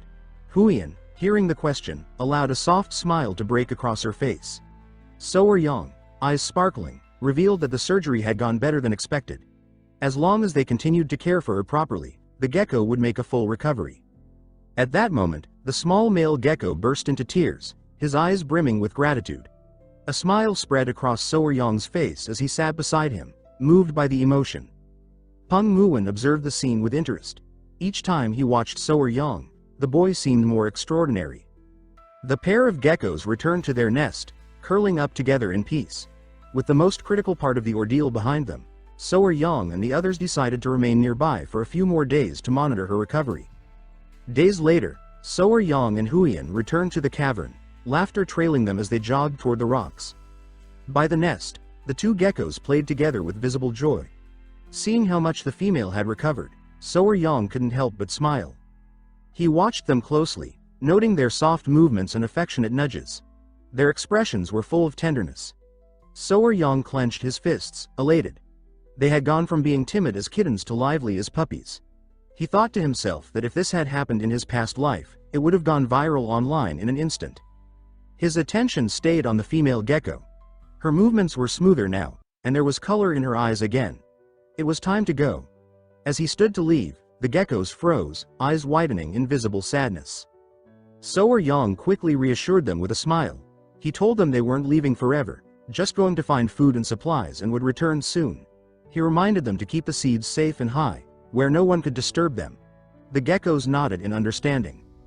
With confidence in his step, So'er-Yang turned and told Huiyan it was time to head back to the Tang clan. His eyes lit up with renewed focus. It was time to find the ice jade. A few hours later, they returned to the Tang clan estate and were invited to sit with the patriarch. Since their departure, several pieces of troubling news had arrived, but none more serious than the situation with the blood cult. The patriarch, fingers interlaced and gaze stern, began to speak. He explained that the identity of a spy within the Murim alliance had been exposed, and they had followed an owl, raised by one of their assistants, to the cult's hideout. A mustached man hiding nearby had seen it all, his eyes wide with terror as he witnessed what the owl led them to, a hidden stronghold swarming with masked assassins. By coincidence, a squad had just returned from a mission and brought with them a supply of poison made from tiger-striped water snakes. This venom had been crucial in the Alliance's raid. Holding up a letter, the patriarch revealed that the leader of the Murim alliance had personally written to thank them, praising So'er-Yang's contribution. So'er-Yang coughed awkwardly, offering a sheepish smile. The patriarch, still holding the letter, asked if he had managed to catch the infamous gecko. So'er-Yang's expression tensed. He replied that they had, in a way, caught half of it. The patriarch raised an eyebrow, clearly puzzled. Huiyan stepped forward, her tone serious, and began explaining everything that had occurred in the cavern. The patriarch listened, silent, as he gently set his teacup down and stroked his beard in thought. He mulled over the mention of the ice jade. Huiyan rested her palms on the table, standing to formally request permission to visit the Namgung clan. After a moment of reflection, the patriarch nodded. He granted them permission, saying it was a good opportunity. He needed something delivered that way anyway. Though the blood cult posed a real threat, he felt more at ease knowing So'er-Yang would accompany her. So'er-Yang exhaled, eyes narrowing slightly in suspicion. He couldn't tell if this was genuine permission or just a disguised assignment. Just before they left, the patriarch raised a hand and asked them to wait. He closed his eyes and spoke gravely. There had been troubling rumors about the Namgung clan. Whispers, shadows, things that didn't quite make sense. So'er-Yang and Huiyan exchanged looks, eyes wide. The atmosphere shifted. That night, near Yellow Mountain, close to Namgung territory, two men wandered along a forested path. One bald man, sweating nervously, asked his friend if he was joking. But his companion replied with confidence. He insisted the rumors were true. He claimed that the young lady from the Namgung clan was no ordinary woman. The bald man's tone turned stern. He told his friend to stop spreading ridiculous gossip, but his friend stopped mid-sentence, attention locked on something ahead. Lying motionless on the ground was a man. Both stared in horror, then rushed toward him. One knelt down and gently supported his head. The man looked pale, unresponsive. Suddenly, the man began to smile. Their confusion deepened. He hadn't fainted. Blood was streaming from his nose, his cheeks were red, and his breath came in short, excited gasps, as though he were in love. The two men stared at each other in disbelief. Thinking he must be drunk, they hoisted him up and began carrying him back to the village. But not far behind them, hidden in the shadows of the trees, a woman stood silently, watching. Her presence was chilling. A strange aura drifted from her body, her shadow stretching unnaturally across the forest floor, like a spider suspended in its web, waiting.